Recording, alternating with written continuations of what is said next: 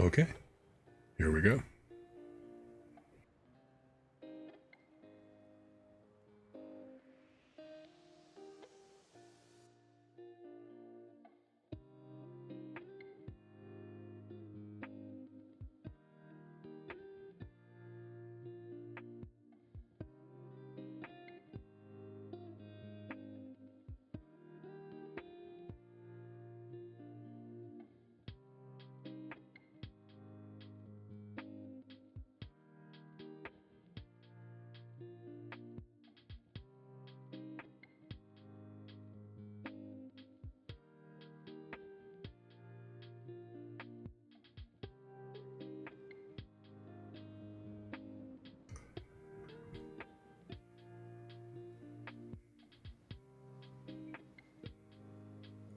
Hello and welcome.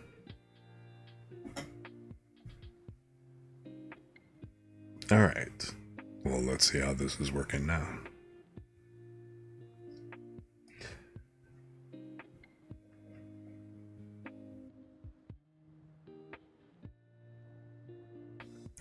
And of course, my voice is just going to want to go ahead and dip out and be hoarse right as I'm finally starting stream. Go figure. Anyway, hello, welcome. My name is Kurisaru, and welcome to the Chill Zone. I basically like doing easy, chill streams where we just kind of kick back, relax, and just run with the vibe. So, today is Thursday, and we are going to be reading bedtime stories for you. I'm going to be picking up where I left off last week. I'll be reading from Grimm's Fairy Tales. So, feel free to kick back, relax, and just take a chill, and, feel free to kick back, listen in, doze off at your leisure. If you feel inclined, come in and say hi and chat and everything. Otherwise, hey, just feel free to get comfortable and, hey, let me read you a story or two. But before we get started, again, thanks for everybody who's kind of coming in, hanging out. Like I said, we are completely lurk friendly here. I'm not expecting everybody to kind of jump in, be active, say hi. You can probably tell that we're low key here, so there's not like a whole lot of like crazy action and things going on and stuff. We're just hanging back, vibing. For me, at least, it's like, getting on in the evening. So whether you're ready to go to bed and just kind of listening before you doze off, or if you just kind of got me in the background while you're doing other things, middle of the day, wherever you are on the planet, welcome. Thanks for joining me. Also, my voice is a little bit kind of hoarse. It suddenly got hoarse while I was doing these testings. I do not know why. It's driving me up a wall. So I hope you kind of put up with that for a little bit. But it's been a pretty interesting time, let me tell you. I'm trying to get back into streaming normally because people who have actually been on my channel before already know this deal, but I started off, I was doing a lot of reading streams and things like that, and ended up with a really severe case of laryngitis last year. So my voice has just been kind of shaky ever since. It kind of seems to tend to want to go out on me pretty quickly. I'm doing some exercises, trying to do some work on it to kind of keep it stable and stuff, but,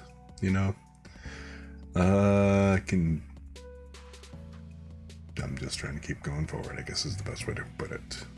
Also, you might have noticed, I'm looking a little more 3D today, as opposed to the usual PNG version. I guess this is kind of an unofficial-ish debut of my current 3D model, which is basically just a 3D version of the ghost avatar that I've been using.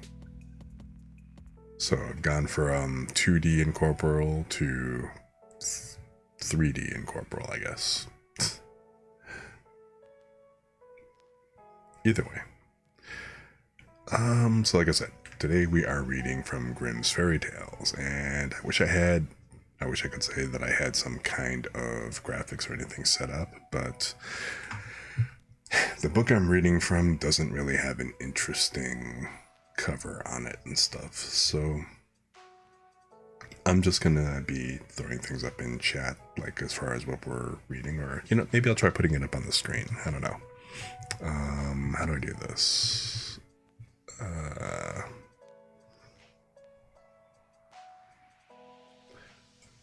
I've actually only played with putting text on a little bit.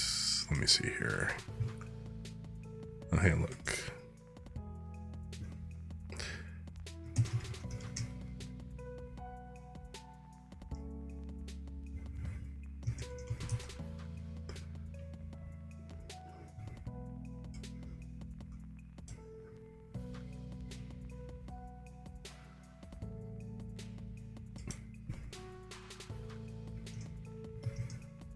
Wow, could that be any larger?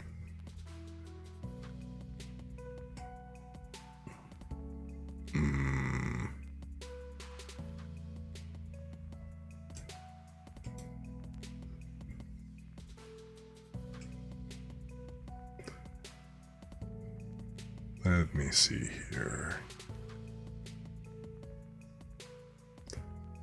Without getting stupid.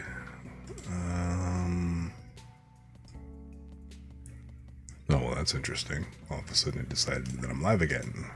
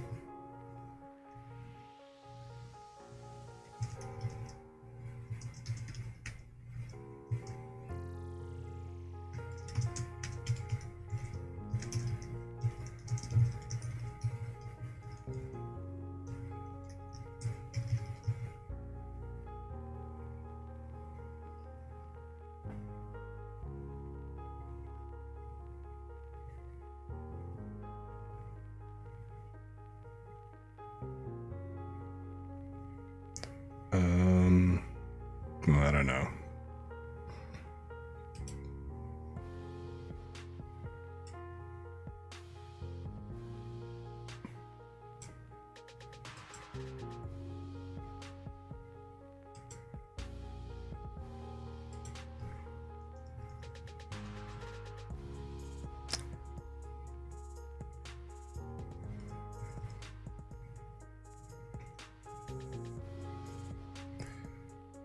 Why not?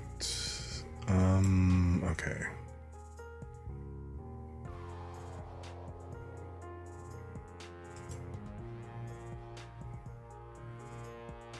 How's this? Terrible. Got it.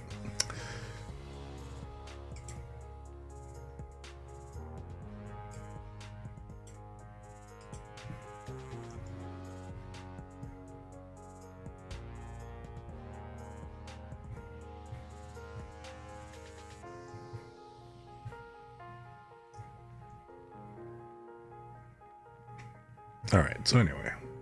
All right, I'm just kind of screwing around here.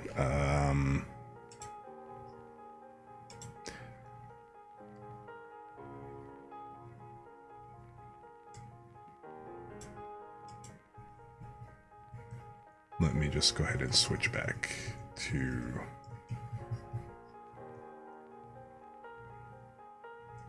something a lot simpler looking. All right.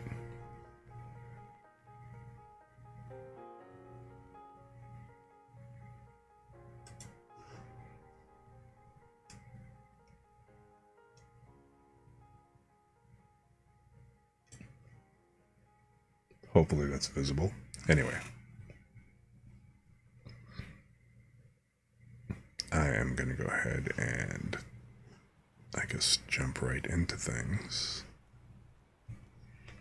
Let me go ahead and hydrate up, and let's just get started.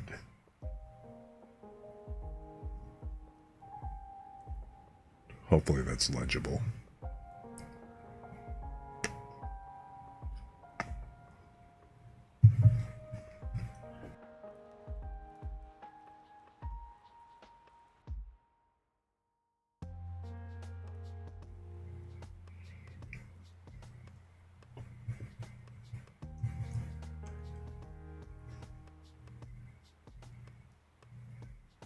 The 12 Dancing Princesses.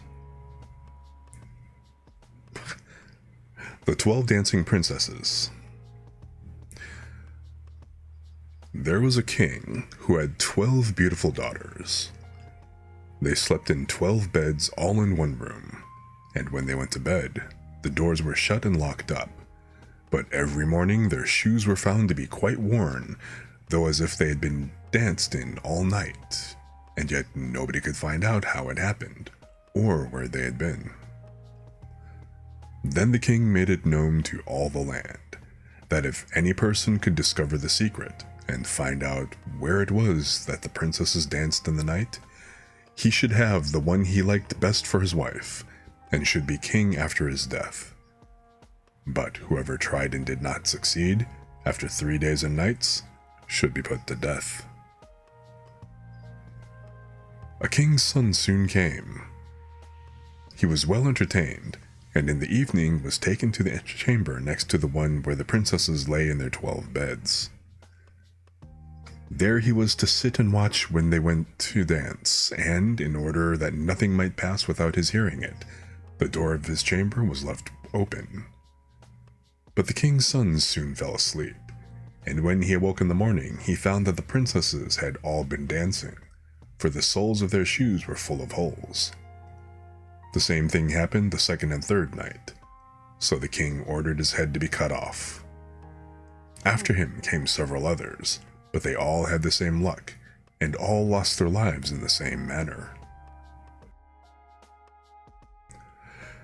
Now it chanced that an old soldier, who had been wounded in battle and could fight no longer, passed to the country where this king reigned.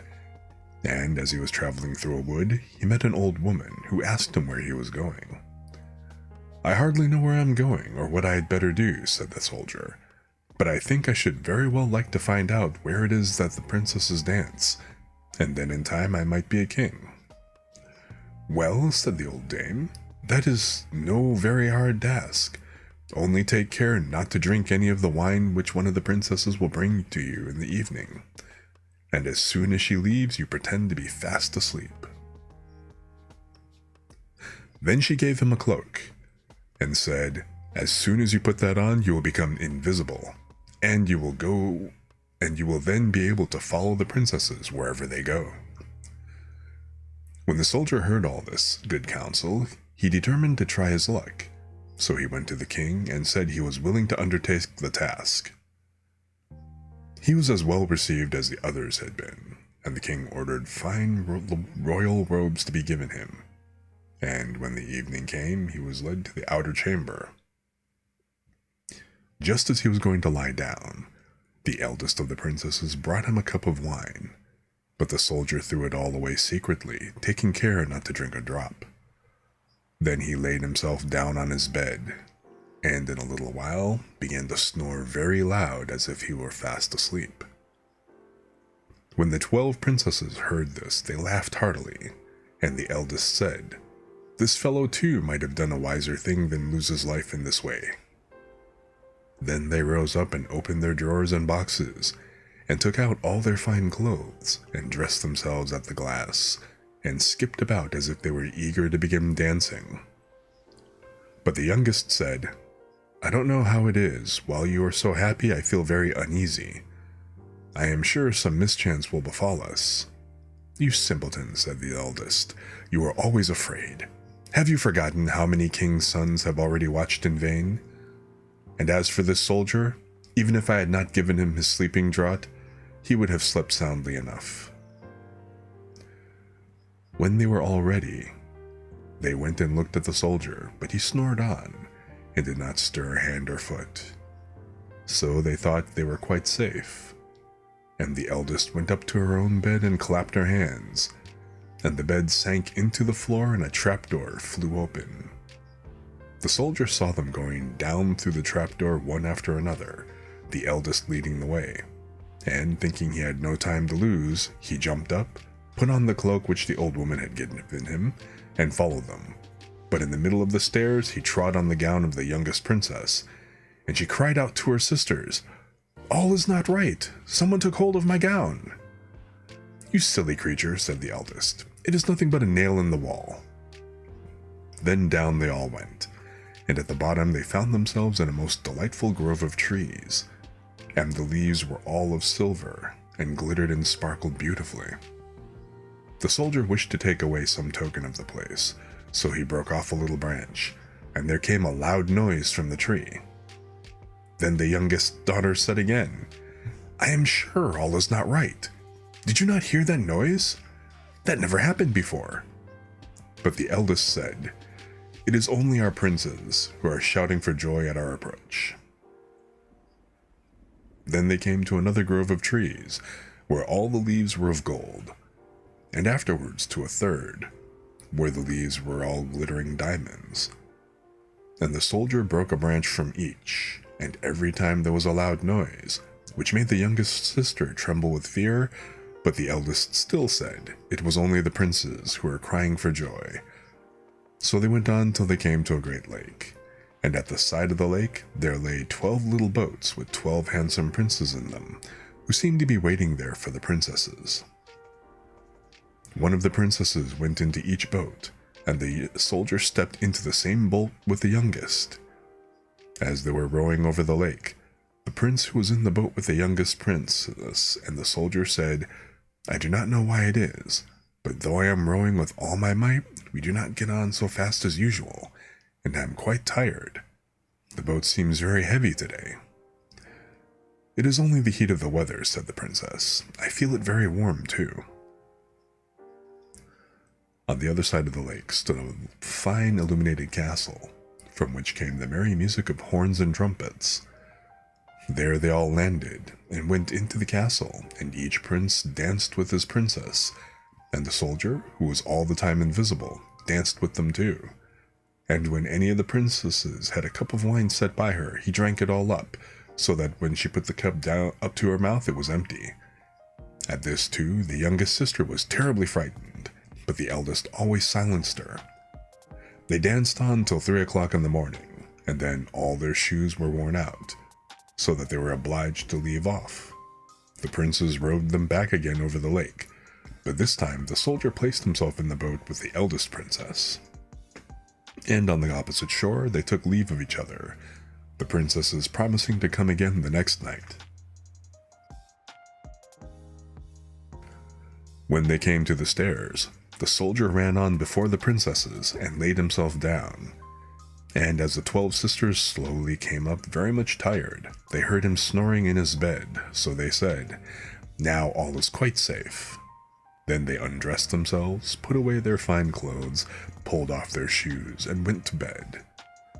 In the morning, the soldier said nothing about what had happened, but determined to see more of this strange adventure, and went again the second and third night, and everything happened just as before.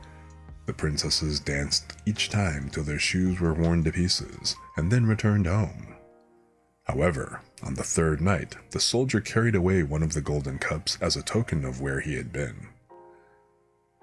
As soon as the time came where he was to declare the secret, he was taken before the king with the 3 branches and the golden cup, and the 12 princesses stood listening behind the door to hear what he would say. And when the king asked him, "Where do my 12 daughters dance at night?" he answered, with 12 princes in a castle underground. And then he told the king all that had happened, and showed him the 3 branches and the golden cup which he had brought with him. Then the king called for the princesses, and asked them whether what the soldier said was true. And when they saw that they were discovered, and that it was of no use to deny what had happened. They confessed it all. And the king asked the soldier which of them he would choose for his wife. And he answered, "I am not very young, so I will have the eldest." And they were married that very day, and the soldier was chosen to being the king's heir.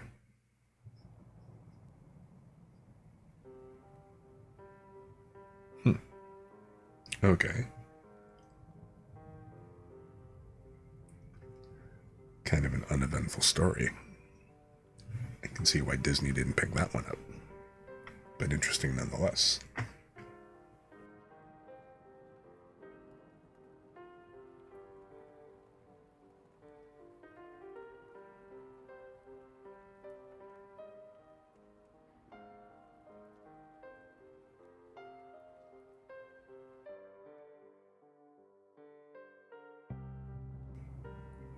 Hey, Lumi.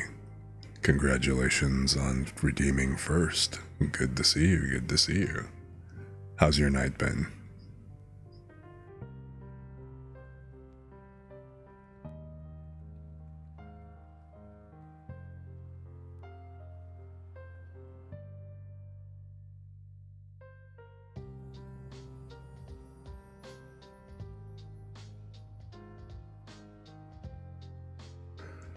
Looking forward to Friday and the weekend, huh? Cool, cool. Glad to hear it, glad to hear it. Me, well, the day was alright. My weekend isn't going to be quite as, like, exciting-ish. I can't say that I'm exactly looking forward to it. I'll be attending, a wake and a funeral over the weekend. But, apart from that, it's going to be relatively business as usual. So, what can you do? But, not trying to bring the mood down or anything like that. It's just part of life. Yeah, things should be smooth. Well, I'm hoping things will be smooth. I have to pour myself into a suit. We'll see how that goes. Oh, yes, that is right. I've actually got it working. I downgraded OBS to 2913, and the bitrate is holding even with the new version of the web motion capture system. So yes, this is the actual 3D version of the Ghost PNG that I usually use. And yes, I do have hand tracking. I do still have a little bit of a delay when OBS is running, but yes, I can do hand tracking now. So go figure. And it actually does pretty decently considering that it's all running on the webcam. So go figure. Okay, it does relatively well. Like I said, a little bit of a delay, but again, I guess that's about what I can expect with this potato of a computer. Or I should say potato of a GPU. But yes. Unfortunately, I'll still have to revert to using the PNG when I'm playing any kind of games, but at least during, like, the Thursday story time readings, we can at least kind of run with this, and I can be in 3D and use like an actual avatar and not just like, the basic PNG if I can help it. Now, if only I could actually go ahead and run live 2D on this, and, well, I mean, run VTuber Studio. That's the biggest issue. And I gotta remember that the hand tracking actually tracks everything. So if I play with my headphones, if I adjust my glasses, if I do anything else, try to mess with the veil or whatever,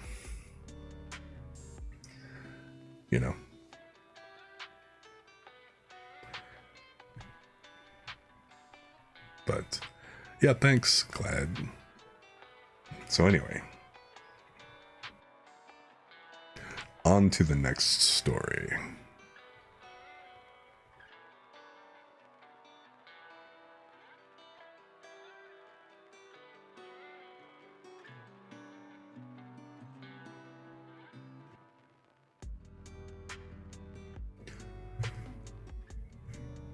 The Fisherman and His Wife.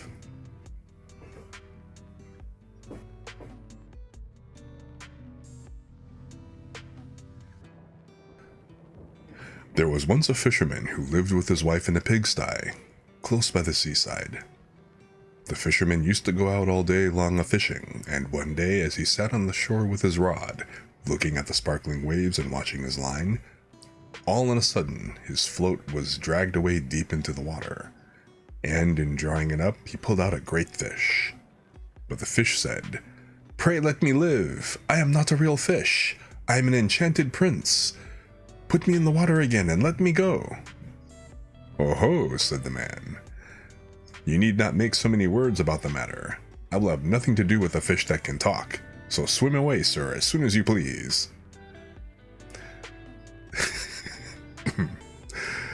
Then he put him back into the water, and the fish darted straight down to the bottom and left a long streak of blood behind him on the wave.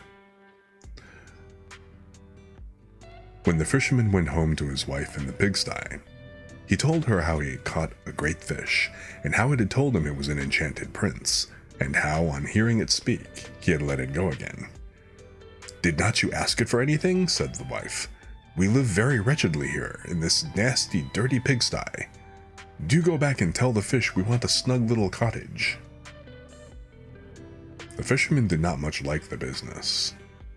However, he went to the seashore, and when he came back where the water looked all yellow and green. And he stood at the water's edge and said, "O man of the sea, hearken to me. My wife Willow-Wren will have her own will, and hath sent me to beg a boon of thee." Then the fish came swimming to him and said, "Well, what is her will? What does your wife want?" "Ah," said the fisherman, "she says that when I had caught you, I ought to have asked you for something before I let you go. She does not like living any longer in the pigsty, and wants a snug little cottage." "Go home then," said the fish. "She is in the cottage already." So the man went home, and saw his wife standing at the door of a nice trim little cottage. Come in," said she. Is not this much better than the filthy pigsty we had?" And there was a parlor, and a bedchamber, and a kitchen. And behind the cottage, there was a little garden planted with all sorts of flowers and fruits. And there was a courtyard behind, full of ducks and chickens. "Ah," said the fisherman, "how happily we shall live now." "We will try to do so at least," said his wife. Everything went right for about a week or two, and then Dame Ilsebil said, "Husband, there is not near room enough for us in this cottage. The courtyard and the garden are a great deal too small. I should like to have a large stone castle to live in. Go to the fish again and tell him to give us a castle." "Wife," said the fisherman, "I don't like to go to him again, for perhaps he will be angry. We ought to be easy with this pretty cottage to live in." "Nonsense," said the wife. "He will do it very willingly, I know. Go along and try."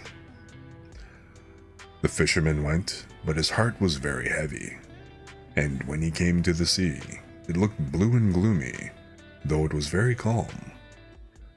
And he went close to the edge of the waves and said, "O man of the sea, hearken to me. My wife Ilsebil will have her own will, and hath sent me to beg a boon of thee." "Well, what does she want now?" said the fish. "Ah," said the man dolefully, "my wife wants to live in a stone castle." "Go home then," said the fish. "She's standing at the gate of it already."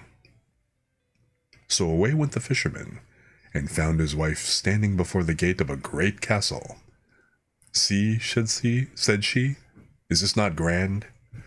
With that they went into the castle together, and found a great many servants there. and the rooms all richly furnished, and full of golden chairs and tables. And behind the castle was a garden, and around it was a park 1/2 mile long, full of sheep and goats and hares and deer, and in the courtyard were stables and cowhouses.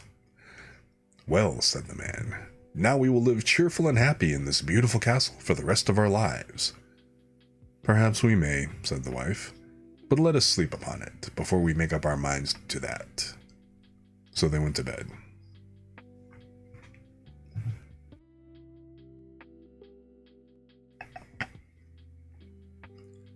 The next morning, when Dame Ilsebil awoke, it was broad daylight, and she jogged the fisherman with her elbow and said, "Get up, husband, and bestir yourself, for we must be king of all the land." "Wife, wife," said the man, "why should we wish to be the king?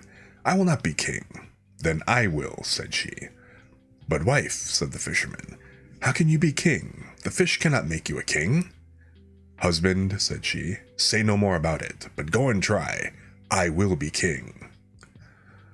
So the man went away quite sorrowful to think that his wife should want to be king. This time, the sea looked a dark gray color, and was overspread with curling waves and the ridges of foam, as he cried out, "O man of the sea, hearken to me. My wife Ilsebil will have her own will, and hath sent me to beg a boon of thee." "Well, what would she have now?" said the fish. Just tell the fish you don't want to have a wife no more. Yeah, that's about right, right? "Alas," said the poor man, "my wife wants to be king." "Go home," said the fish. "She's king already." Then the fisherman went home, and as he came close to the palace, he saw a troop of soldiers, and heard the sound of drums and trumpets. And when he went in, he saw his wife sitting on a throne of gold and diamonds, with a golden crown upon her head. And on each side of her stood 6 fair maidens, each a head taller than the other. "Well, wife," said the fisherman, "are you king?" "Yes," said she, "I am king." And when he had looked at her for a long time, he said, "Ah, wife, what a fine thing it is to be king!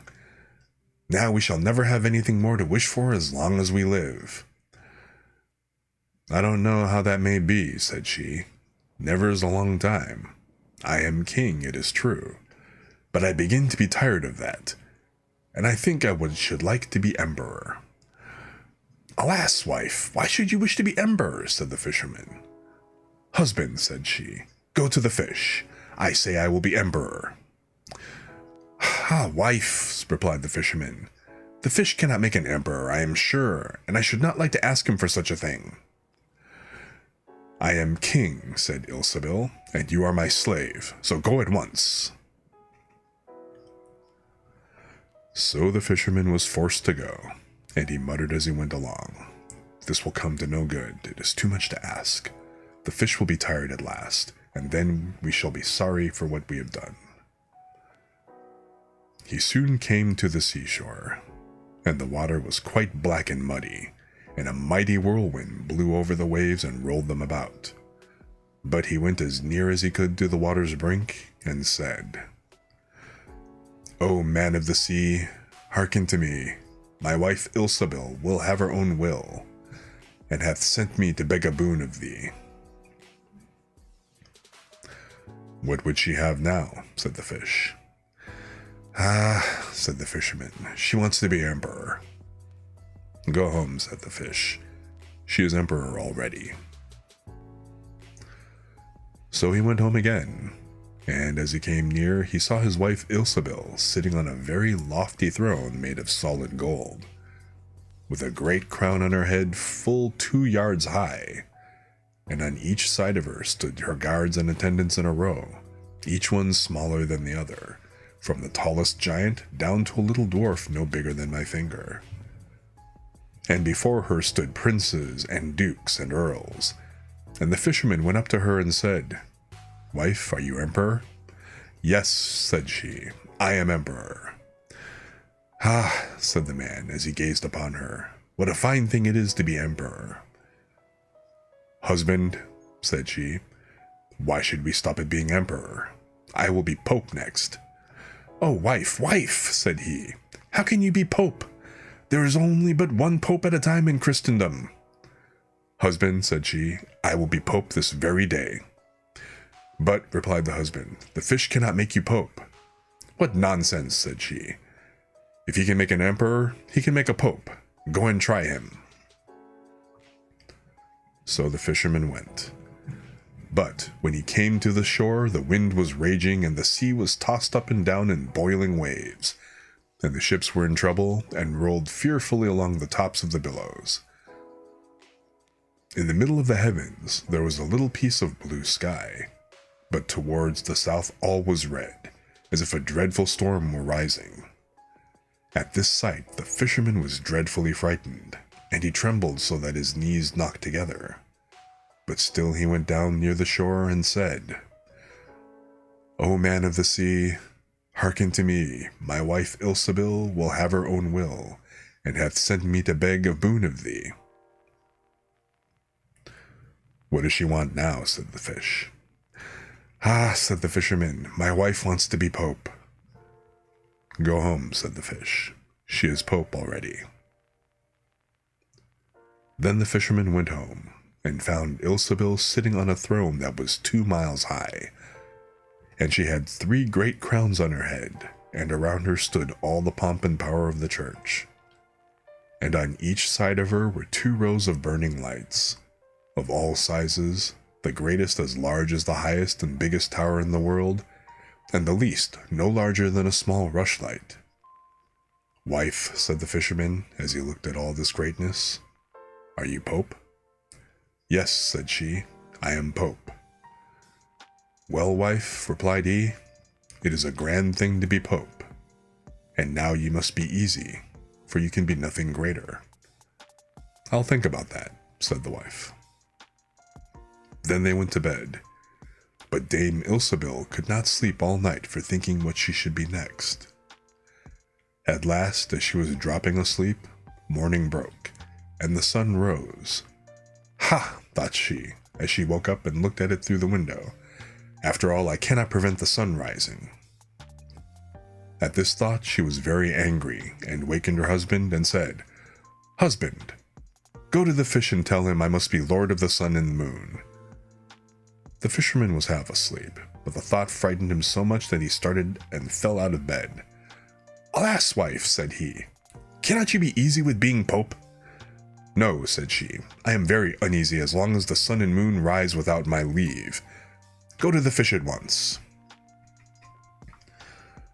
Then the man went shivering with fear, and as he was going down to the shore a dreadful storm arose, so that the trees and the very rocks shook, and all the heavens became black with stormy clouds, and the lightnings played and the thunders rolled, and you might have seen in the great sea black waves swelling up like mountains with crowns of white foam upon their heads. And the fisherman crept towards the sea and cried out as well as he could, "O man of the sea, hearken to me. My wife Ilsebil will have her own will, and hath sent me to beg a boon of thee." "What does she want now?" said the fish. "Ah," said he, "she wants to be lord of the sun and moon." "Go home," said the fish, "to your pigsty again." And there they live to this very day.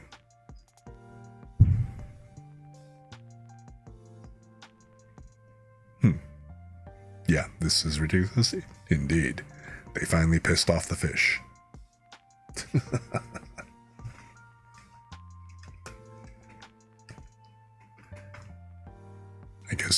I guess there's a lesson to be had in that one.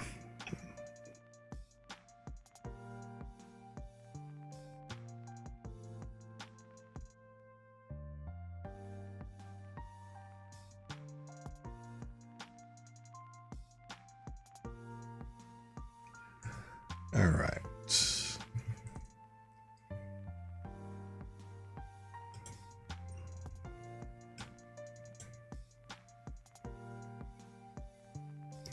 So, next story.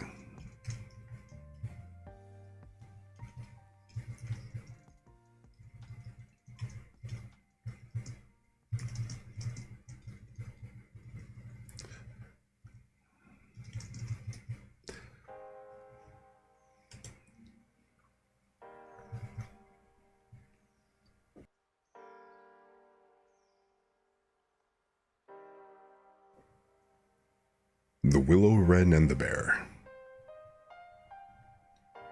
Once in summertime, the bear and the wolf were walking in the forest, and the bear heard a bird singing so beautifully that he said, "Brother Wolf, what bird is it that sings so well?" "That is the king of birds," said the wolf, "before whom we must bow down." In reality, the bird was the Willow-Wren. "If that is the case," said the bear, "I should very much like to see his royal palace. Come, take me thither." "That is not done quite as you seem to think," said the wolf. "You must wait until the queen comes." Soon afterwards, the queen arrived with some food in her beak, and the Lord King came too, and they began to feed their young ones. The bear would have liked to go at once, but the wolf held him back by the sleeve and said, "No, you must wait until the Lord and Lady Queen have gone away again." So they took stock of the hole where the nest lay and trotted away. The bear, however, could not rest until he had seen the royal palace, and when a short time had passed, went to it again. The king and queen had just flown out, so he peeped in and saw 5 or 6 young ones lying there. "Is that the royal palace?" cried the bear. "It is a wretched palace, and you are not king's children. You are disreputable children." When the young wrens heard that, they were frightfully angry and screamed, "No, that we are not. Our parents are honest people. Bear, you will have to pay for that."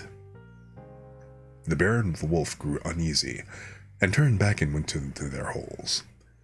The young willow-wrens, however, continued to cry and scream, and when their parents again brought food, they said, "We will not so much as touch one fly's leg. No, not if we are dying of hunger, until you have settled whether we are respectable children or not. The bear has been here and has insulted us." Then the old king said, "Be easy, he shall be punished." And he at once flew with the queen to the bear's cave and called in, "Old Growler, why have you insulted my children? You shall suffer for it. We will punish you by a bloody war." Thus war was announced to the bear, and all 4-footed animals were summoned to take part in it. Oxen, asses, crows, deer, and every other animal the earth contained. And the willow-wren summoned everything which flew in the air, not only birds, large and small, but midges and hornets, bees and flies had to come. When the time came for the war to begin, the willow-wren sent out spies to discover who was the enemy's commander-in-chief. The gnat, who was the most crafty, flew into the forest where the enemy was assembled, and hid herself beneath a leaf of the tree where the password was to be announced. There stood the bear, and he called the fox before him and said, "Fox, you are the most cunning of all animals. You shall be general and lead us." "Good," said the fox, "but what signal shall we agree upon?" No one knew, so the fox said, "I have a fine long bushy tail, which almost looks like a plume of red feathers. When I lift my tail up quite high, all is going well, and you must charge. But if I let it hang down, run away as fast as you can." When the gnat had heard that, she flew away again, and revealed everything down to the minutest detail to the willow-wren. When day broke, and the battle was to begin, all the 4-footed animals came running up with such a noise that the earth trembled. The willow-wren, with his army, also came flying through the air with such a humming and whirring and swarming that everyone was uneasy and afraid, and on both sides they advanced against each other. But the willow-wren sent down the hornet, with orders to settle beneath the fox's tail, and sting with all his might. When the fox felt the first sting, he started so that he lifted one leg from pain, but he bore it, and still kept his tail high in the air. At the second sting, he was forced to put it down for a moment. At the third, he could hold out no longer, screamed, and put his tail between his legs. When the animals saw that, they thought all was lost, and began to flee, each into his hole, and the birds had won the battle. Then the king and queen flew home to their children and cried, "Children, rejoice! Eat and drink to your heart's content. We have won the battle." But the young wrens said, "We will not eat yet. The bear must come to the nest and beg for pardon and say that we are honorable children before we will do that." Then the willow-wren flew to the bear's hole and cried, "Growler, You are to come to the nest to my children, and beg their pardon, or else every rib of your body shall be broken. So the bear crept thither in the greatest fear, and begged their pardon. And now at last the young wrens were satisfied, and sat down together and ate and drank, and made merry till quite late into the night.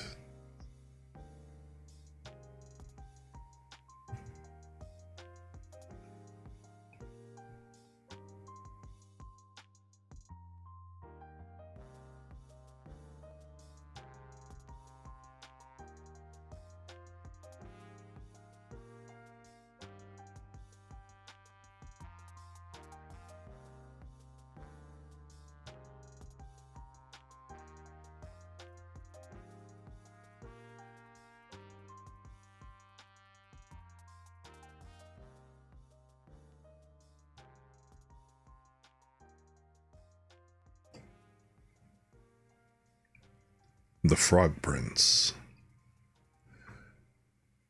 One fine evening, a young princess put on her bonnet and clogs, and went out to take a walk by herself in a wood. And when she came to a cool spring of water that rose in the middle of it, she sat herself down to rest a while.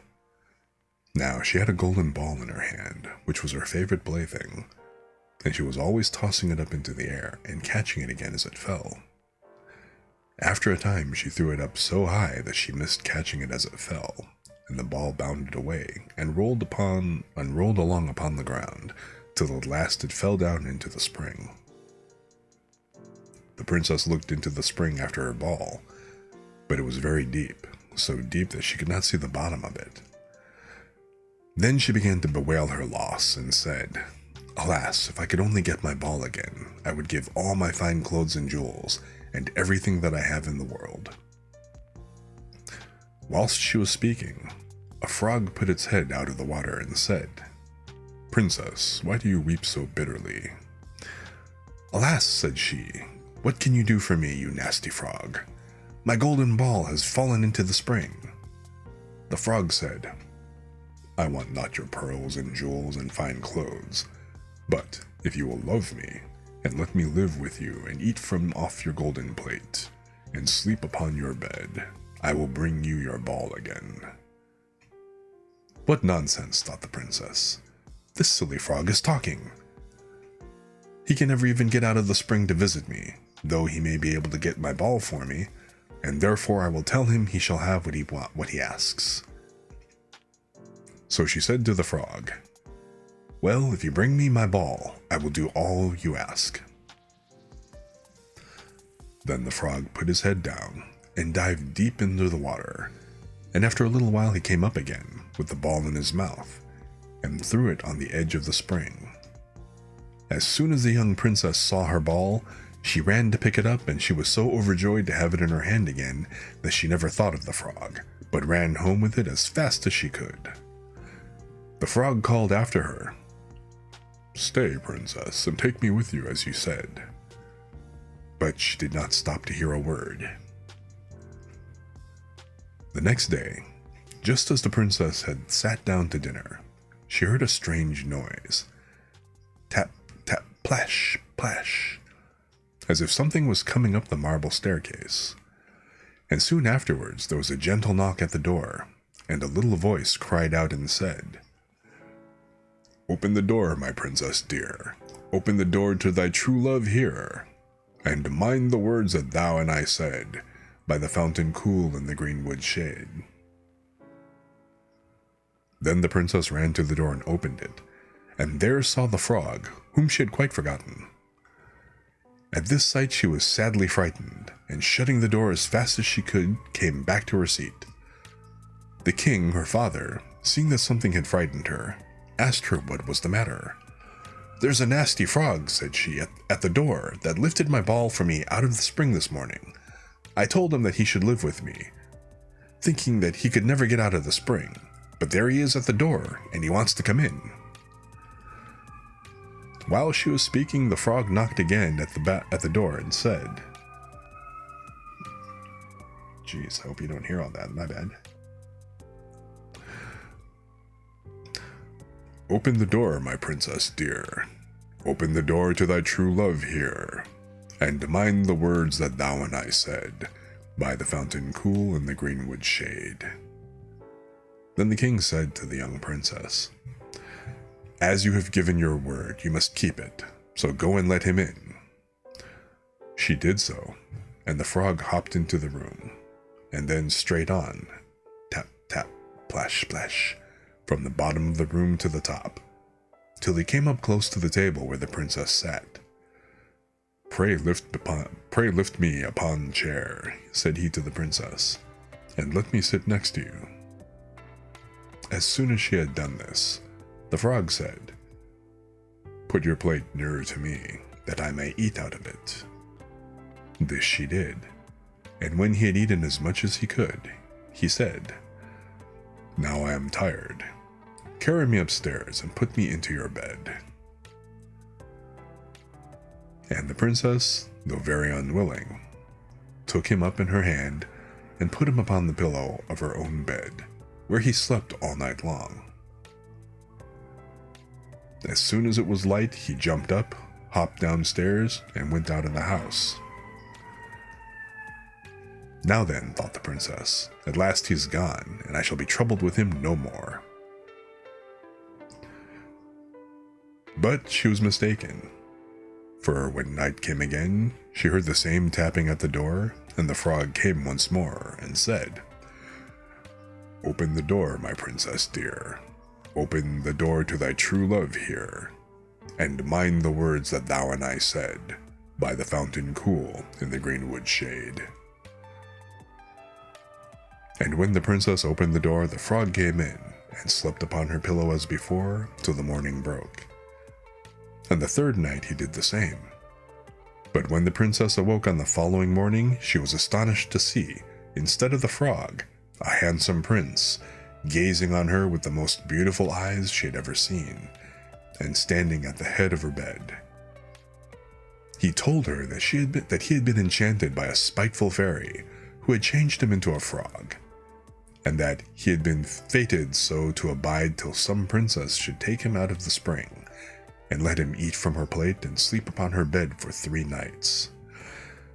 "You," said the prince, "have broken his cruel charm, and now I have nothing to wish for but that you should go with me into my father's kingdom, where I will marry you and love you as long as you live." The young princess, you may be sure, was not long in saying yes to all this. And as they spoke, a gay coach drove up with 8 beautiful horses, decked with plumes of feathers and a golden harness. And behind the coach rode the prince's servant, faithful Heinrich, who had bewailed the misfortunes of his dear master during his enchantment so long and so bitterly that his heart had well nigh burst. They then took leave of the king, and got into the coach with 8 horses, and all set out, full of joy and merriment, for the prince's kingdom, which they reached safely, and there they lived happily a great many years. I actually remember reading this a long time ago when I was a kid. I had like a book of fairy tales. This is like maybe one of the first ones that I actually remember. Actually, one of the first 3-ish that I remember of the ones that I've read between yesterday or last week and this week.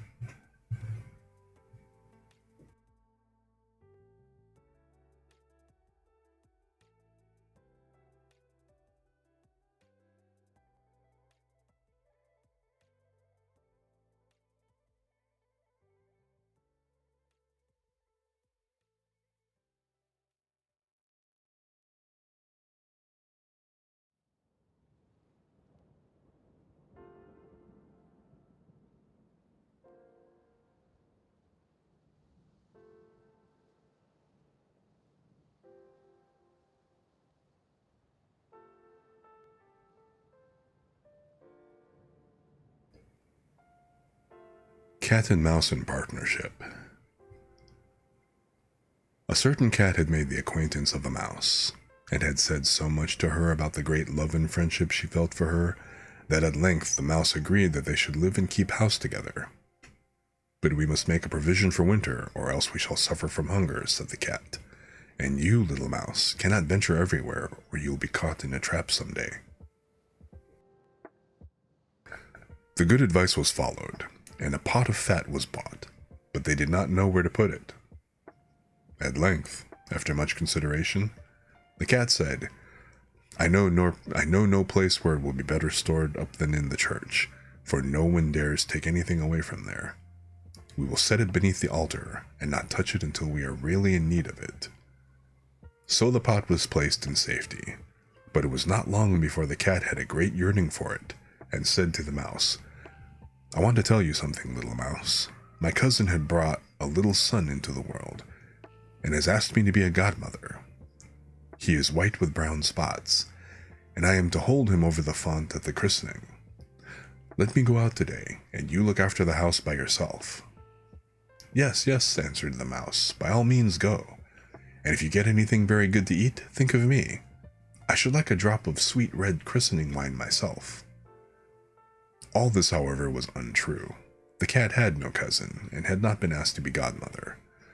She went straight to the church, stole to the pot of fat, began to lick at it, and licked the top of the fat off.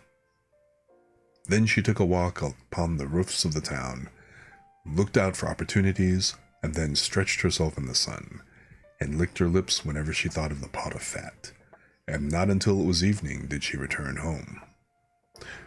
Well, here you are again, said the mouse. No doubt you've had a merry day. All went off well, answered the cat. What name did they give the child? Top off, said the cat quite coolly. Top off, cried the mouse. That is a very odd and uncommon name. Is it a usual one in your family? What does that matter, said the cat. It is no worse than Crumb Stealer, as your godchildren are called. Before long, the cat was seized by another fit of yearning. She said to the mouse, You must do me a favor, and once more manage the house for a day alone. I am again asked to be godmother, and as the child has a white ring around its neck, I cannot refuse. The good mouse consented, but the cat crept behind the town walls to the church, and devoured half the pot of fat. Nothing ever seems so good as what one keeps to oneself, said she, and was quite satisfied with her day's work. When she went home, the mouse inquired, And what was the child christened? Half done, answered the cat. Half done? What are you saying? I never heard the name in my life. I'll wager anything it is not in the calendar. The cat's mouth soon began to water for some more licking. All good things go in threes, said she. I am asked to stand godmother again. The child is quite black, only it has white paws, but with that exception, it has not a single white hair on its whole body. This only happens once every few years. You will let me go, won't you? Top off, half done, answered the mouse. They are such odd names, they make me very thoughtful. You sit at home, said the cat, in your dark gray fur coat and long tail, and are filled with fancies. That's because you do not go out in the daytime. During the cat's absence, the mouse cleaned the house and put it in order, but the greedy cat entirely emptied the pot of fat. When everything is eaten up, one has some peace, said she to herself. And well filled and fat, she did not return home till night. The mouse at once asked what name had been given to the third child. It will not please you more than the others, said the cat. He is called All Gone. All Gone, cried the mouse. That is the most suspicious name of all. I have never seen it in print. All Gone, what can that mean? And she shook her head, curled herself up, and lay down to sleep. From this time forth, no one invited the cat to be godmother, but when the winter had come and there was no longer anything to be found outside, the mouse thought of their provision and said, Come, cat, we will go to our pot of fat which we have stored up for ourselves. We shall enjoy that. Yes, answered the cat. You'll enjoy it as much as you would enjoy sticking that dainty tongue of yours out the window. They set out on their way, but when they arrived, the pot of fat certainly was still in its place, but it was empty. Alas, said the mouse, now I see what has happened. Now it comes to light. You are a true friend. What? You a true friend. You have devoured all when you were standing to Godmother. First top off, then half done. Then, will you hold your tongue? Cried the cat. One word more and I will eat you too. All gone was already on the poor mouse's lips. Scarcely had she spoken it before the cat sprang on her, seized her, and swallowed her down. Verily, that is the way of the world.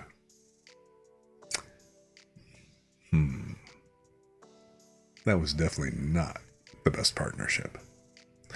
Hey, Ligaments, how are you doing? Thanks for the stretch and the redeem, or the stretch and the hydrate redeems. Let me go ahead and do that. Let me do a quick stretch here. And a hydrate. No, I need to refill my water too.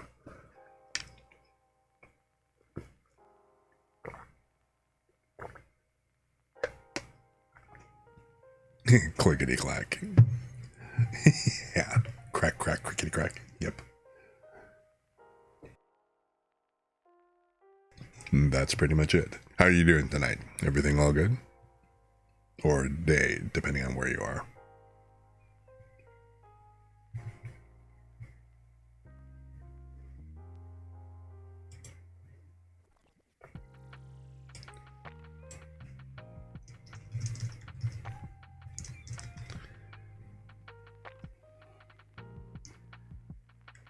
This is actually another one I remember reading, The Goose Girl.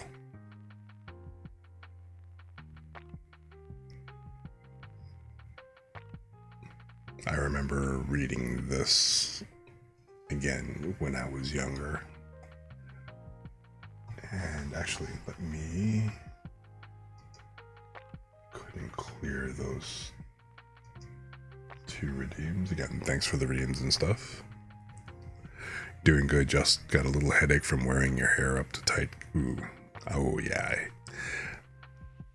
Yeah, ugh. I was never a fan of those.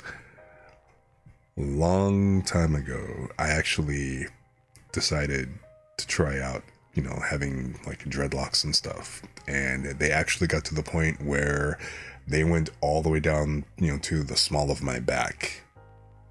And they were heavy. So yeah, I tended to put it up because especially during the summer, I tried putting it up, putting it in different types of ponytails and stuff like that. And tried actually even putting it I once did try a kind of a bun type of wrap and stuff. I never actually did put it in one of those hats or whatever like that. But yeah, you always wanted to try dreadlocks. They're kind of cool. They're a pain to maintain, especially if your hair, my hair is finer and it doesn't really kink up as easily. So it takes a lot of maintenance to kind of keep them all tight and everything. So it was really a royal pain in the ass. And then on top of it, man, because like I said, they were really, really long, I would use about 1/5 of a bottle of shampoo every time I washed them. And then they took forever to dry. And when they got wet, oh my God, they were heavy. It was nuts. So yeah, I can definitely imagine having having your hair tied off too tight and the headache that gives. I do not envy you. I don't have that now, as you can kind of see. It's or I don't know, maybe it's not exactly quite as obvious. But yeah. Anyway. Actually, before I start this story, I will be right back. I'm going to go refill my water. I'll be back in a quick moment. I'm just going to mute real quick. I have luscious locks. Yes, they're like the Emperor's new clothes.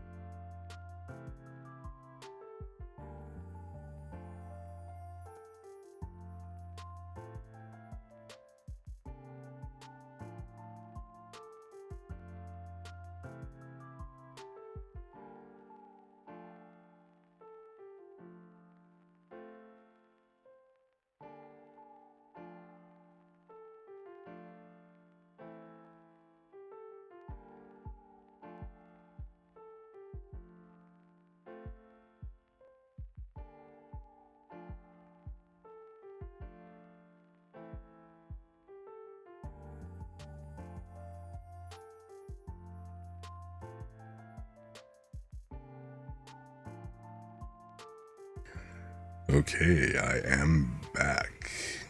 Also, welcome to everybody else who's kind of coming in for the first time and just kind of kicking back and chilling out with us. Again, my name is Crusader, and we are just kind of chilling. We are having story time tonight, and I'm reading Grimm's fairy tales.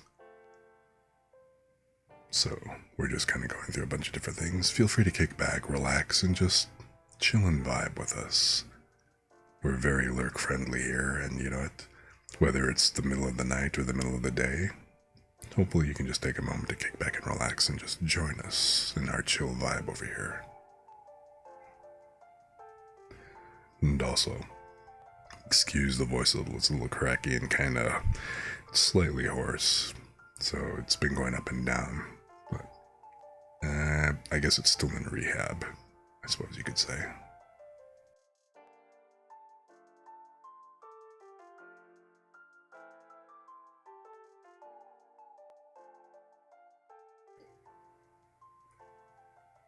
The Goose Girl.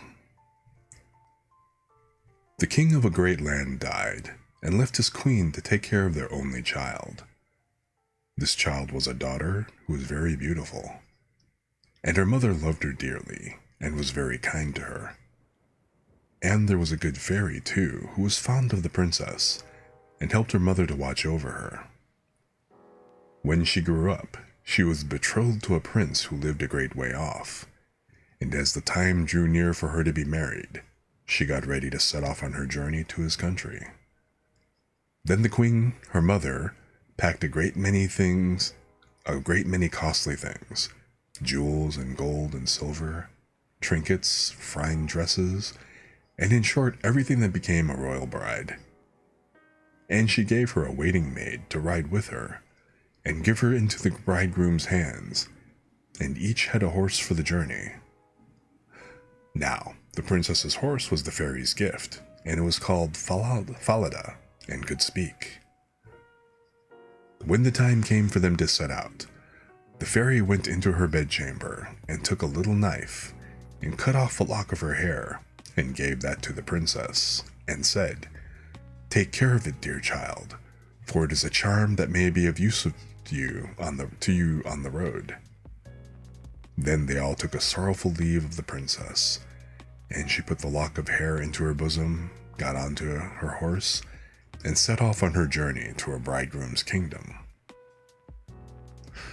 One day, as they were riding along by a brook, the princess began to feel very thirsty, and she said to her maid, "Pray get down and fetch me some water in my golden cup out of yonder brook, for I want to drink." "Nay," said the maid, "if you are thirsty, get off yourself and stoop down by the water and drink. I shall not be your waiting maid any longer." Then she was so thirsty that she got down and knelt over the little brook and drank, for she was frightened and dared not bring out her golden cup. And she wept and said, "Alas, what will become of me?" And the lock answered her and said, "Alas, alas, if thy mother knew it, sadly, sadly would she rue it."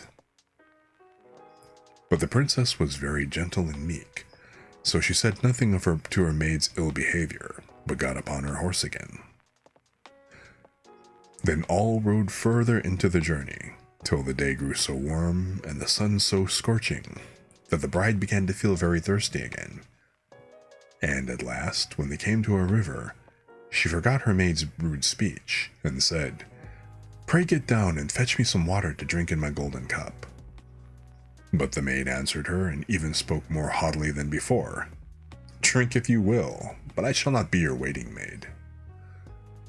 Then the princess was so thirsty that she got off her horse, and lay down, and held her head over the running stream, and cried and said, "What will become of me?" And the lock of hair answered her again, "Alas, alas, if thy mother knew it, sadly, sadly would she rue it." And as she leaned down to drink, the lock of hair fell from her bosom and floated away with the water. Now she was so frightened that she did not see it, but her maid saw it, and was very glad, for she knew the charm, and she saw that the poor bride would be in her power, now that she had lost the hair. So when the bride had done drinking, and would have got upon Falada again, the maid said, "I shall ride upon Falada, and you may have my horse instead." So she was forced to give up her horse, and soon afterwards to take off her royal clothes and put on her maid's shabby ones. At last, they drew near the end of their journey. This treacherous servant threatened to kill her mistress if she ever told anyone what had happened.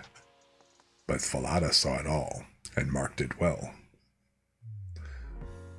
Then the waiting maid got upon Falada, and the real bride rode upon the other horse, and they went on in this way till at last they came to the royal court.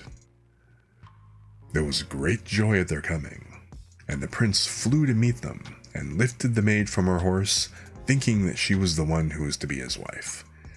And she was led upstairs to the royal chamber, but the true princess was told to stay in the court below. Now, the old king happened just then to have nothing else to do, so he amused himself by sitting at his kitchen window, looking at what was going on, and he saw her in the courtyard. As she looked very pretty, and too delicate for a waiting maid, she went up to the royal chamber to ask the bride who it was that she had brought with her, and that was thus left standing in the court below. "I brought her with me for the sake of her company on the road," said she. "Pray give the girl some work to do, that she may not be idle." The old king could not for some time think of any work for her to do, but at last he said, "I have a lad who takes care of my geese. She may go and help him." Now, the name of this lad, that the real bride was to help in watching the king's geese, was Curdken. But the false bride said to the prince, "Dear husband, pray do me one piece of kindness." "That I will," said the prince. "Then tell one of your slaughterers to cut off the head of the horse I rode upon, for it was very unruly and plagued me sadly on the road." But the truth was, she was very much afraid lest Falada should some day or other speak, and tell all she had done to the princess. She carried her point, and the faithful Falada was killed. But when the true princess heard of it, she wept, and begged the man to nail up Falada's head against a large dark gate of the city, through which she had to pass every morning and evening, that there she might still see him sometimes. Then the slaughterer said he would do as she wished, and cut off the head and nailed it up under the dark gate. Early the next morning, as she and Curdken went out through the gate, she said sorrowfully, "Falada, Falada, there thou hangest." And the head answered, "Bride, bride, there thou gangest. Alas, alas, if thy mother knew it, sadly, sadly would she rue it." Then they went out of the city, and drove the geese on. And when she came to the meadow, she sat down upon a bank there, and let down her waving locks of hair, which were all of pure silver. And when Curdken saw it glitter in the sun, he ran up, and would have pulled some of the locks out, but she cried, "Blow, breezes, blow, let Curdken's hat go. Blow, breezes, blow, let him after it go. O'er hills, dales, and rocks, away be it whirled, till the silvery locks are all combed and curled." Then there came a wind, so strong that it blew off Curdken's hat, and away it flew over the hills, and he was forced to turn and run after it, till by the time he came back, she had done combing and curling her hair and put it back up again safe. Then he was very angry and sulky, and would not speak to her at all. But they watched the geese until it grew dark in the evening, and then drove them homewards. The next morning, as they were going through the dark gate, the poor girl looked up at Falada's head and cried, "Falada, Falada, there thou hangest." And the head answered, "Bride, bride, there thou gangest. Alas, alas, if thy mother knew it, sadly, sadly would she rue it."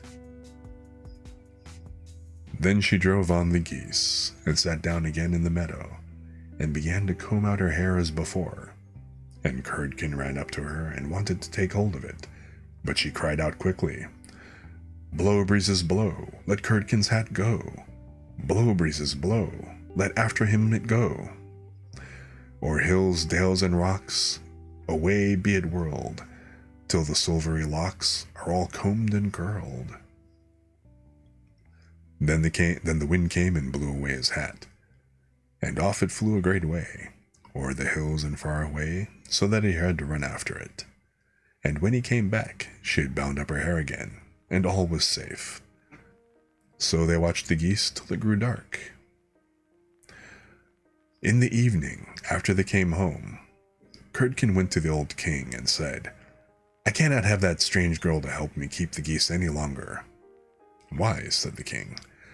"Because, instead of doing any good, she does nothing but tease me all day long." Then the king made him tell him what had happened. And Curdken said, "When we go in the morning through the dark gate with our flock of geese, she cries and talks with the head of a horse that hangs upon the wall, and says, 'Falada, Falada, there thou hangest.' And the head answers, 'Bride, bride, there thou gangest. Alas, alas, if thy mother knew it, sadly, sadly would she rue it.'" And Curdken went on telling the king what had happened upon the meadow where the geese fed, how his hat was blown away, and how he was forced to run after it, and to leave his flock of geese to themselves. But the old king told the boy to go out again the next day, and when morning came, he placed himself behind the dark gate, and heard how she spoke to Falada, and how Falada answered. Then he went into the field, and hid himself in a bush by the meadow's side. And he soon saw with his own eyes how they drove the flock of geese, and how, after a little time, she let down her hair that glittered in the sun. And then he heard her say, "Blow, breezes, blow, let Curdken's hat go. Blow, breezes, blow, let after him it go. O'er hills, dales, and rocks, away be it whirled, till the silvery locks are all combed and curled." And soon came a gale of wind and carried away Curdken's hat, and away went Curdken after it, while the girl went on combing and curling her hair. All this the old king saw, so he went home without being seen, and when the little Goose Girl came back in the evening, he called her aside, and asked her why she did so. But she burst into tears, and said, "That I must not tell you or any man, or I shall lose my life." But the old king begged so hard that she had no peace till he had told him all about the tale, from beginning to end, word for word. And it was very lucky for her that she did so, for when she had done, the king ordered royal clothes to be put upon her, and gazed on her with wonder, she was so beautiful. Then he called his son, and told him that he had only a false bride, for that she was merely a waiting maid, while the true bride stood by. And the young king rejoiced when he saw her beauty, and heard how meek and patient she had been. And without saying anything to the false bride, the king ordered a great feast to be ready for all this court. The bridegroom sat at the top, with the false princess on one side, and the true one on the other. But nobody knew her again, for her beauty was quite dazzling to their eyes, and she did not seem at all like the little Goose Girl, now that she had her brilliant dress on. When they had eaten and drank, and were very merry, the old king said he would tell them a tale. So he began, and told all the story of the princess, as if it was one that he had once heard, and he asked the true waiting maid what she thought ought to be done to anyone who would behave thus. "Nothing better," said this false bride, "than that she should be thrown into a cask stuck round with sharp nails, and that 2 white horses should be put to it, and should drag it from street to street till she was dead." "Thou art she," said the old king, "and as thou hast judged thyself, so shall it be done to thee." And the young king was then married to his true wife, and they reigned over the kingdom in peace and happiness all their lives. And the good fairy came to see them, and restored the faithful Falada to life again.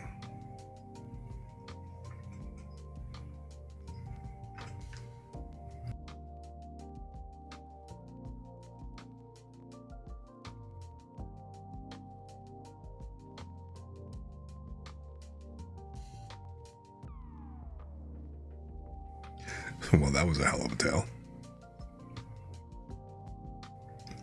Like I said, I remember actually reading that one a long time ago when I was a kid.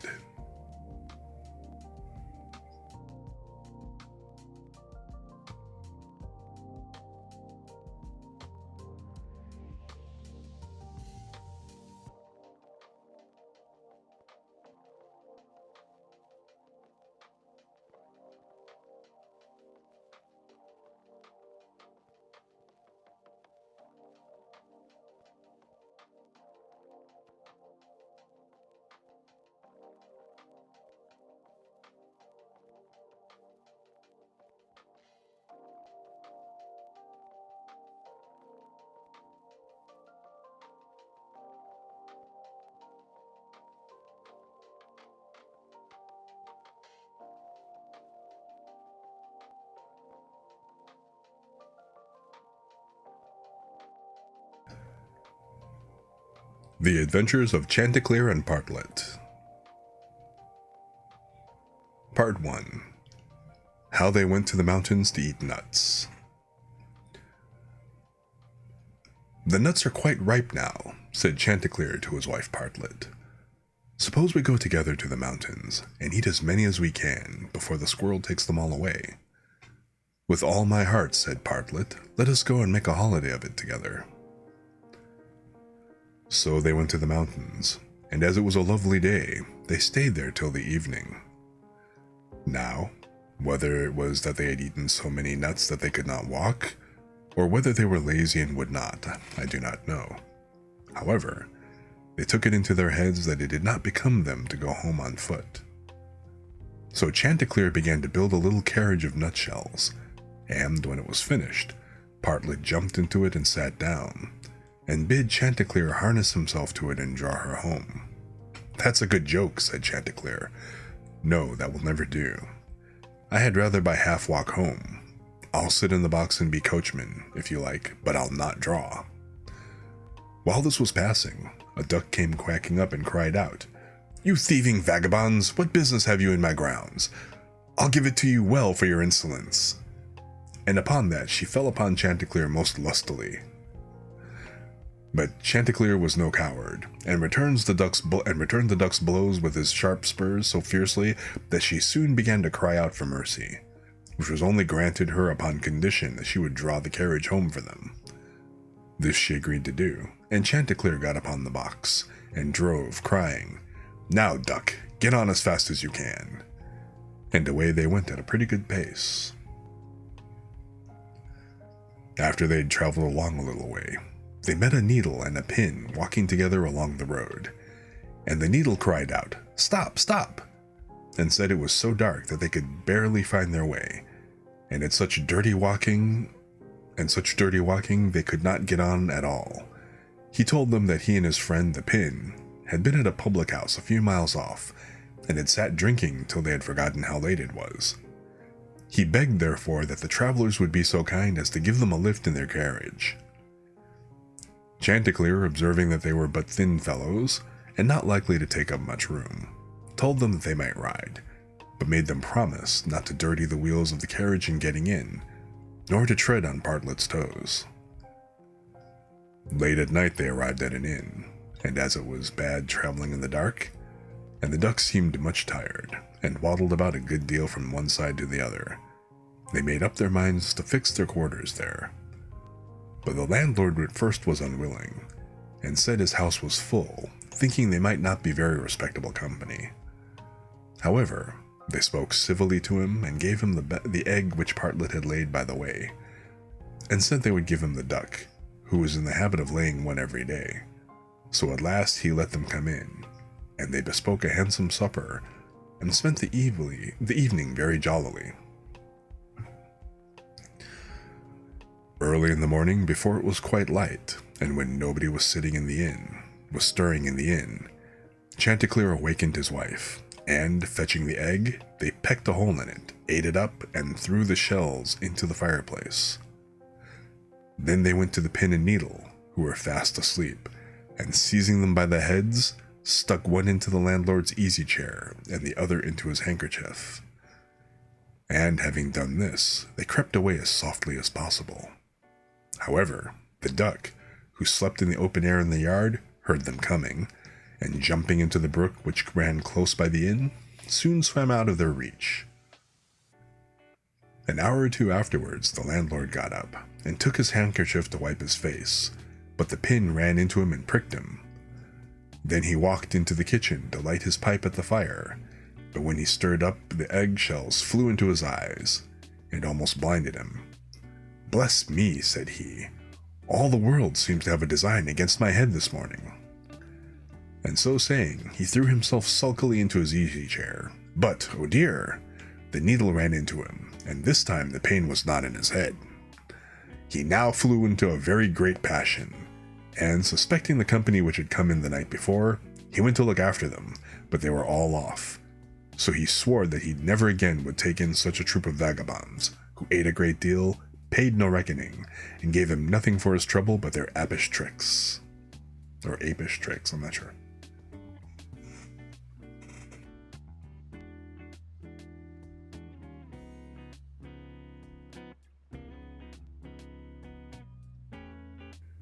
Part 2. How Chanticleer and Partlet went to visit Mr. Korbes.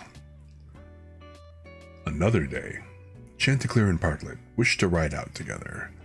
So Chanticleer built a handsome carriage with 4 red wheels, and harnessed 6 mice to it. And then he and Partlet got into the carriage, and away they drove. Soon afterwards a cat met them, and said, "Where are you going?"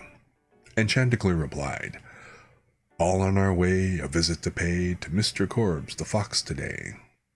Then the cat said, "Take me with you." Chanticleer said, "With all my heart. Get up behind, and be sure you do not fall off. Take care of this handsome coach of mine, nor dirty my pretty red wheels so fine. Now mice be ready, and wheels run steady, for we are going therefore a visit to pay to Mr. Korbes the fox today." Soon after came up a millstone, an egg, a duck, and a pin, and Chanticleer gave them all leave to get into the carriage and go with them. When they arrived at Mr. Korbes' house, he was not at home, so the mice drew the carriage into the coach house. Chanticleer and Partlet flew upon a beam, the cat sat down in the fireplace, the duck got into the washing cistern, the pin stuck himself into the bed pillow, the millstone laid himself over the house door, and the egg rolled himself up in the towel. When Mr. Korbes came home, he went to the fireplace to make a fire, but the cat threw all the ashes in his eyes. So he ran to the kitchen to wash himself, but there the duck splashed all the water in his face. And when he tried to wipe himself, the egg broke to pieces in the towel all over his face and eyes. Then he was very angry, and went without a supper to bed, but when he laid his head on the pillow, the pin ran into his cheek. At this he became quite furious, and jumping up, would have run out of the house, but when he came to the door, the millstone fell down upon his head and killed him on the spot.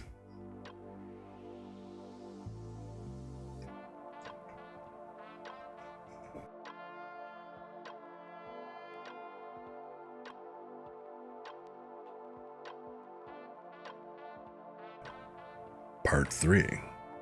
How Partlet died and was buried, and how Chanticleer died of grief. Another day, Chanticleer and Partlet agreed to go again to the mountains to eat nuts, and it was settled that all the nuts which they found should be shared equally between them. Now, Partlet found a very large nut, but she said nothing about it to Chanticleer, and kept it all to herself. However, it was so big that she could not swallow it, and it stuck in her throat. Then she was in a great fright, and cried out to Chanticleer, "Pray run as fast as you can, and fetch me some water, or I shall be choked." Chanticleer ran as fast as he could to the river, and said, "River, give me some water, for Partlet lies in the mountain, and will be choked by a great nut." The river said, "Run first to the bride, and ask her for a silken cord to draw up the water." Chanticleer ran to the bride, and said, "Bride, you must give me a silken cord, for then the river will give me water, and the water I will carry to Partlet, who lies on the mountain, and will be choked by a great nut." But the bride said, "Run first, and bring me my garland that is hanging on a willow in the garden." Then Chanticleer ran to the garden, and took the garland from the bow where it hung, and brought it to the bride. And then the bride gave him the silken cord, and he took the silken cord to the river, and the river gave him water, and he carried the water to Partlet. But in the meantime, she was choked by the great nut, and lay quite dead, and never moved any more. Then Chanticleer was very sorry, and cried bitterly, and all the beasts came and wept with him over poor Partlet. And 6 mice built a little hearse to carry her to her grave. And when it was ready, they harnessed themselves before it, and Chanticleer drove them. On the way, they met the fox. "Where are you going, Chanticleer?" said he. "To bury my Partlet," said the other. "May I go with you?" said the fox. "Yes, but you must get up behind, or my horses will not be able to draw you." Then the fox got up behind, and presently the wolf, the bear, the goat, and all the beasts of the wood came and climbed upon the hearse. So on they went till they came to a rapid stream. "How shall we get over?" said Chanticleer. Then said a straw, "I will lay myself across, and ye may pass over upon me." But as the mice were going over, the straw slipped away and fell into the water, and the 6 mice all fell in and were drowned. What was to be done? Then a large log of wood came and said, "I am big enough. I will lay myself across the stream, and you shall pass over it upon me." So he laid himself down, but they managed so clumsily that the log of wood fell in and was carried away by the stream. Then a stone, who saw what happened, came up and kindly offered to help poor Chanticleer by laying himself across the stream. And this time he got safely to the other side with the hearse, and managed to get Partlet out of it. But the fox and other mourners, who were sitting behind, were too heavy, and fell back into the water and were all carried away by the stream and drowned. Thus Chanticleer was left alone with his dead Partlet, and having dug a grave for her, he laid her in it, and made a little hillock over her. Then he sat down by the grave, and wept and mourned, till at last he died too, and so all were dead.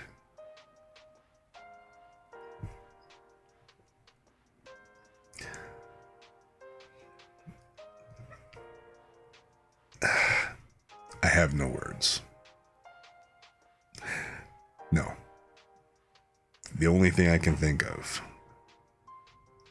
I mean, that was dark. At least the last one.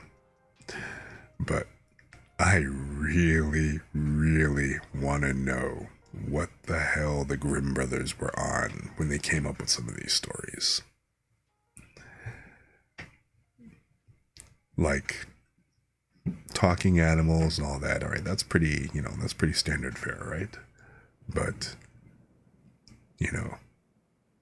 now all of a sudden, a pin and a button and a millstone, a stone, and they all start talking to you.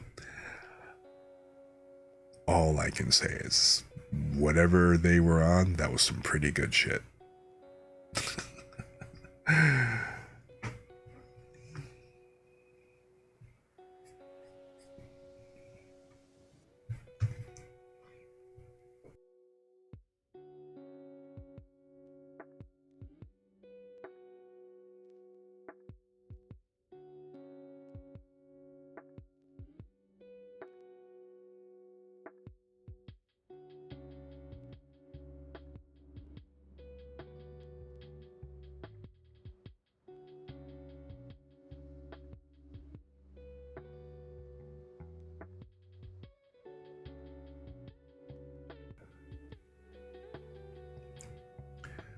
You're back to your keyboard late and it doesn't really matter, but on a future note, it's pronounced Chanticleer. Oh, Chanticleer, Chanticleer. Oops. It's back from when French was a huge part of English. Okay, I appreciate the heads up. Of course, Chanticleer is dead now, so I don't think that he'll pop up again.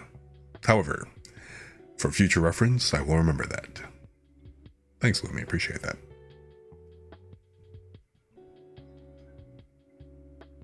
No English speakers will care anyway. Hey, you know what? I care.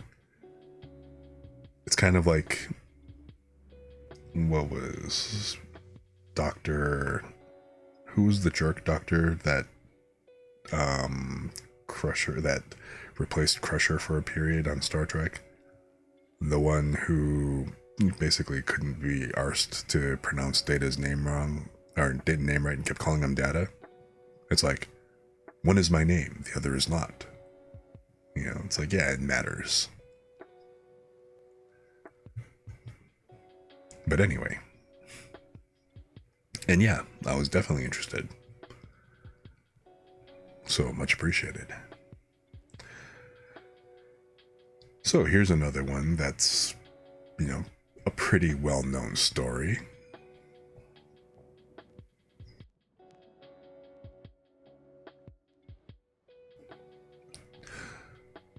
Rapunzel. There was once a man and a woman. There were, excuse me.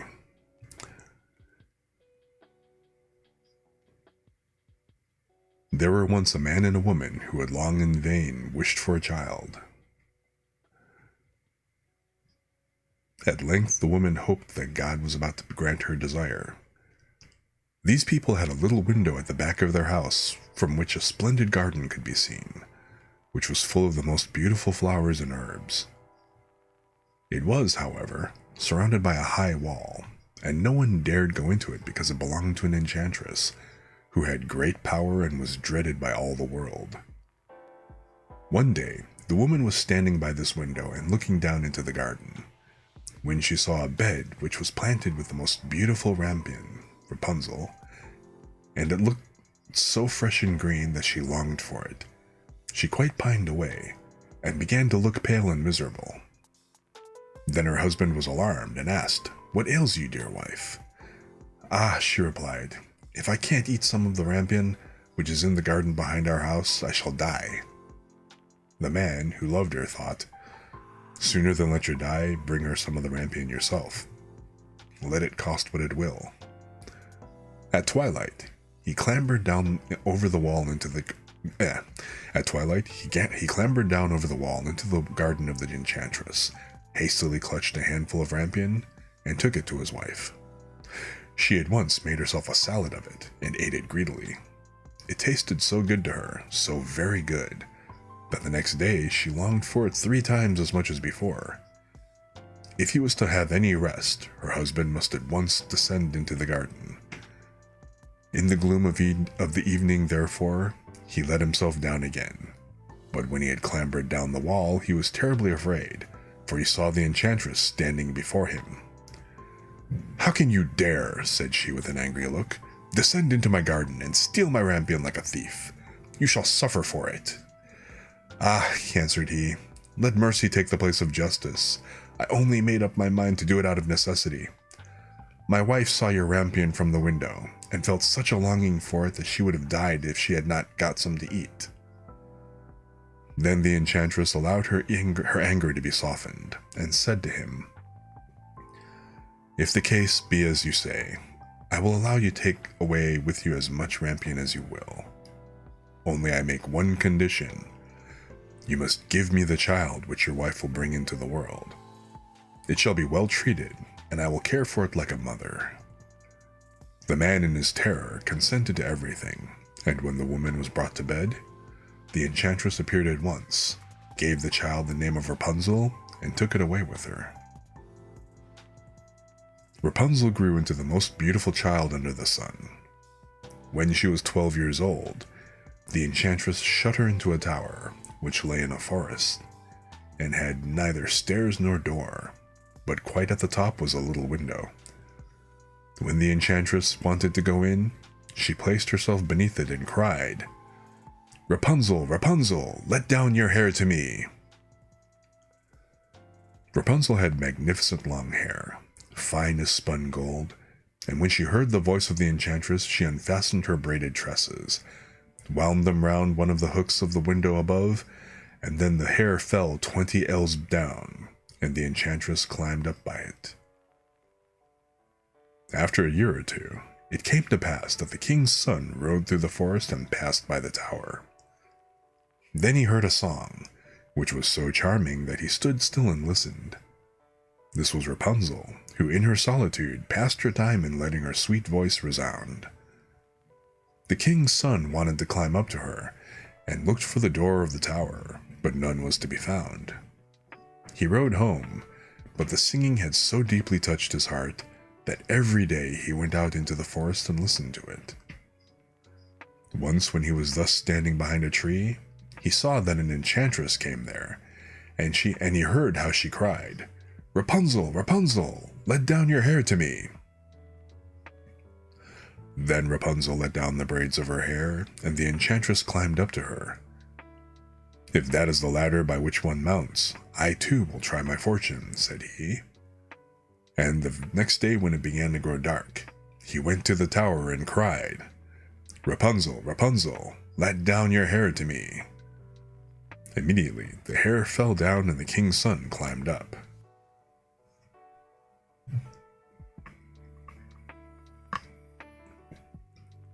At first, Rapunzel was terribly frightened when a man, such as her eyes had never yet beheld, came to her.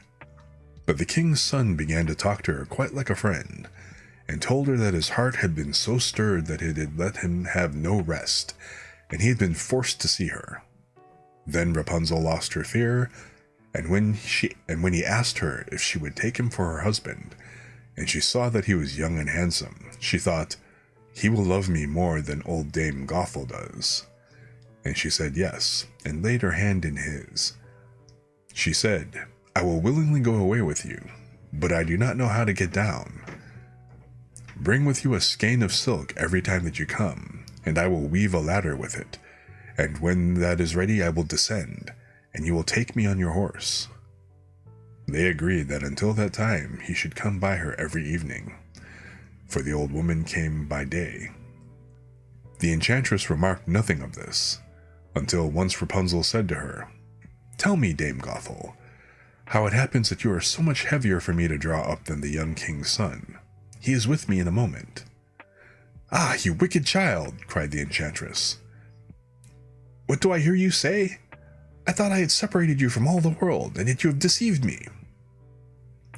In her anger, she clutched Rapunzel's beautiful tresses, wrapped them twice around her left hand, seized a pair of scissors with the right, and snip, snap, they were cut off, and the lovely braids lay on the ground. And she was so pitiless that she took poor Rapunzel into a desert, where she had to live out in great grief and misery. On the same day that she cast out Rapunzel, however, the enchantress fastened the braids of hair which she had cut off to the hook of the window, and when the king's son came and cried, "Rapunzel, Rapunzel, let down your hair to me," she let the hair down. The king's son ascended, but instead of finding his dearest Rapunzel, he found the enchantress, who gazed at him with wicked and venomous looks. "Aha!" she cried mockingly. "You would fetch your dearest, but the beautiful bird sits no longer singing in the nest. The cat has got it, and will scratch out your eyes as well. Rapunzel is lost to you. You will never see her again." The king's son was beside himself with pain, and in his despair he leapt down from the tower. He escaped with his life, but the thorns into which he fell pierced his eyes. Then he wandered quite blind about the forest, ate nothing but roots and berries, and did naught but lament and weep over the loss of his dearest wife. Thus he roamed about in misery for some years, and at length came to the desert where Rapunzel, with the twins to which he had given birth, a boy and a girl, lived in wretchedness. He heard a voice, and it seemed so familiar to him that he went towards it, and when he approached, Rapunzel knew him and fell upon his neck and wept. Two of her tears wetted his eyes and they grew clear again, and he could see with them as before. He led her to his kingdom where he was joyfully received, and they lived for a long time afterwards, happy and contented.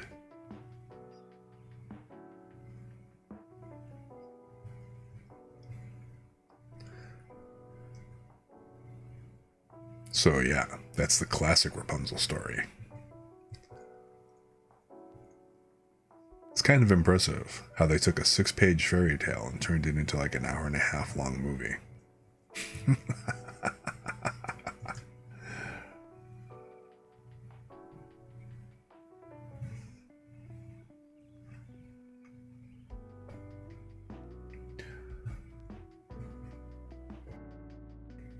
So, how are you guys enjoying this so far?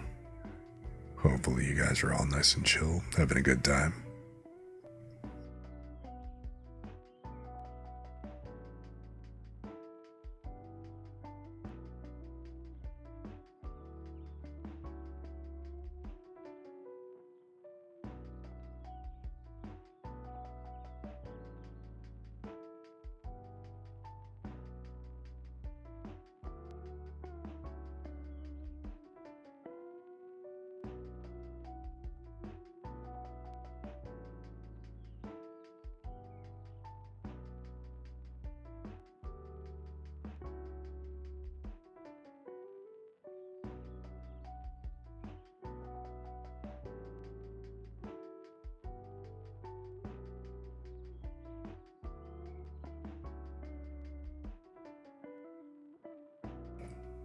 Okay, this one I admit, I have no idea how to pronounce. Fundevogel?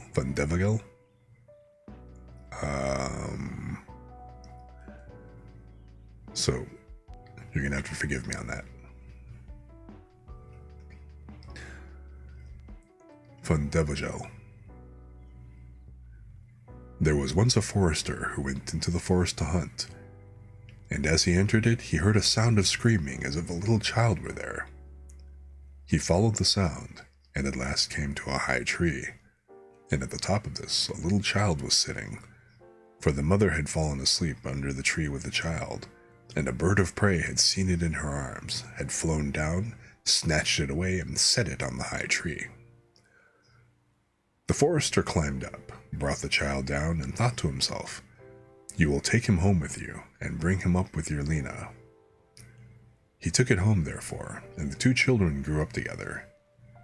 And the one, which he had found in a tree, was called Fundevogel, because a bird had carried it away. Fundevogel, or Fundevogel? I'm just going to stick with Fundevogel. Fundevogel and Lena loved each other so dearly that when they did not see each other, they were sad. Now the forester had an old cook, who one evening took 2 pails and began to fetch water, and did not go once only, but many times out to the spring. Lena saw this and said, "Listen, old Sana, why are you fetching so much water? If you will never repeat it to anyone, I will tell you why." So Lena said no, she would never repeat it to anyone, and then the cook said, "Early tomorrow, when the forester is out hunting, I will heat the water, and when it is boiling in the kettle, I will throw in Fundevogel and will boil him in it." Early next morning, the forester got up and went out hunting, and when he was gone, the children were still in bed. Then Lena said to Fundevogel, "If you will never leave me, I too will never leave you." Fundevogel said, "Neither now nor ever will I leave you." Then said Lena, "Then I will tell you. Last night, old Sana carried so many buckets of water into the house that I asked her why she was doing that, and she said that if I would promise not to tell anyone, and that she said that early tomorrow morning when father was out hunting, she would set the kettle full of water, throw you into it and boil you. But we'll get up quickly, dress ourselves, and go away together." The two children therefore got up, dressed themselves quickly, and went away. When the water in the kettle was boiling, the cook went into the bedroom to fetch Fundevogel and throw him into it. But when she came in and went to the beds, both the children were gone. Then she was terribly alarmed, and she said to herself, "What shall I say now when the forester comes home and sees that the children are gone? They must be followed instantly to get them back again." Then the cook sent 3 servants after them, who were to run and overtake the children. The children, however, were sitting outside the forest, and when they saw from afar the three servants running, Lena said to Fundevogel, "Never leave me, and I will never leave you." Fundevogel said, "Neither now nor ever." Then said Lena, "Do you become a rose tree, and I the rose upon it." Then the three servants came up to the forest. Nothing was there but a rose tree and one rose on it, but the children were nowhere. Then said they, "There is nothing to be done here." And they went home and told the cook that they had seen nothing in the forest but a little rose bush with one rose on it. Then the old cook scolded and said, "You simpletons, you should have cut the rose bush in two and have broken off the rose and brought it home with you. Go and do it at once."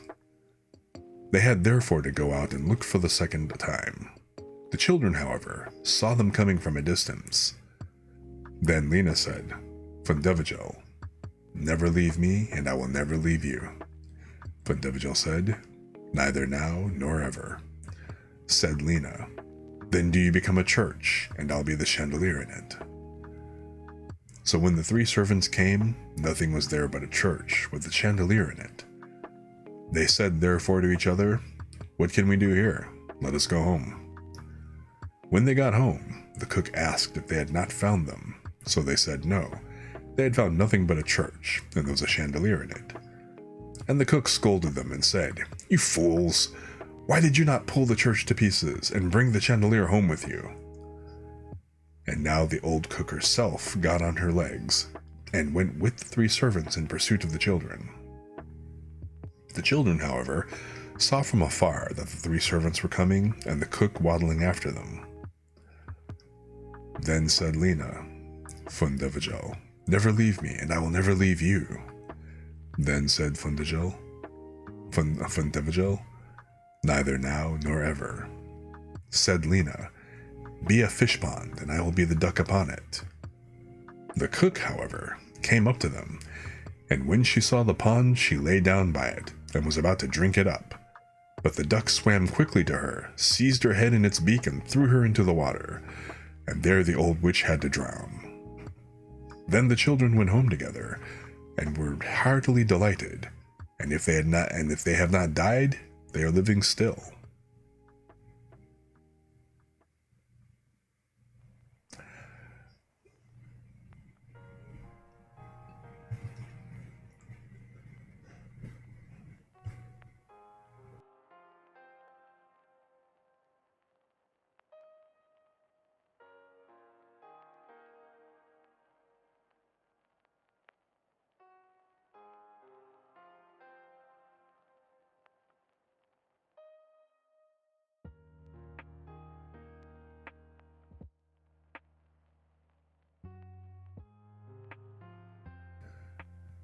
The Valiant Little Tailor.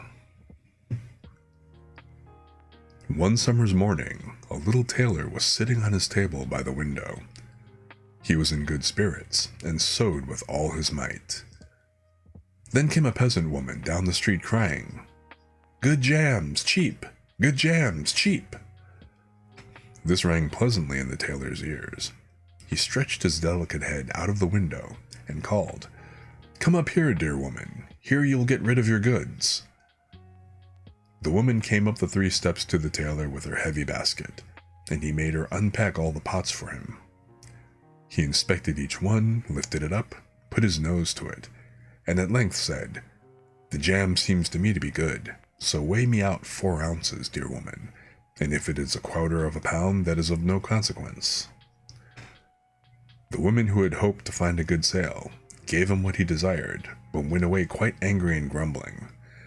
"Now this jam shall be blessed by God," cried the little tailor, "and give health and strength."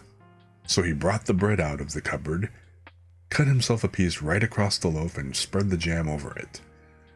"This won't taste bitter," said he, "but I will just finish the jacket before I take a bite." He laid the bread near him, sewed on, and in his joy made bigger and bigger stitches. In the meantime, the smell of the sweet jam rose to where the flies were sitting in great numbers, and they were attracted and descended on it in hosts. "Hi! Who invited you?" said the little tailor. and drove the unbidden guests away. The flies, however, who understood no German, would not be turned away, but came again in ever-increasing companies. The little tailor had lost all his patience, and drew a piece of cloth from the hole under his work tables, and saying, "Wait, and I will give it to you," struck it mercilessly on them. When he drew it away and counted, there lay before him no fewer than 7, dead and with legs stretched out. "Are you a fellow of that sort?" said he, and could not help admiring his own bravery. "The whole town shall know of this."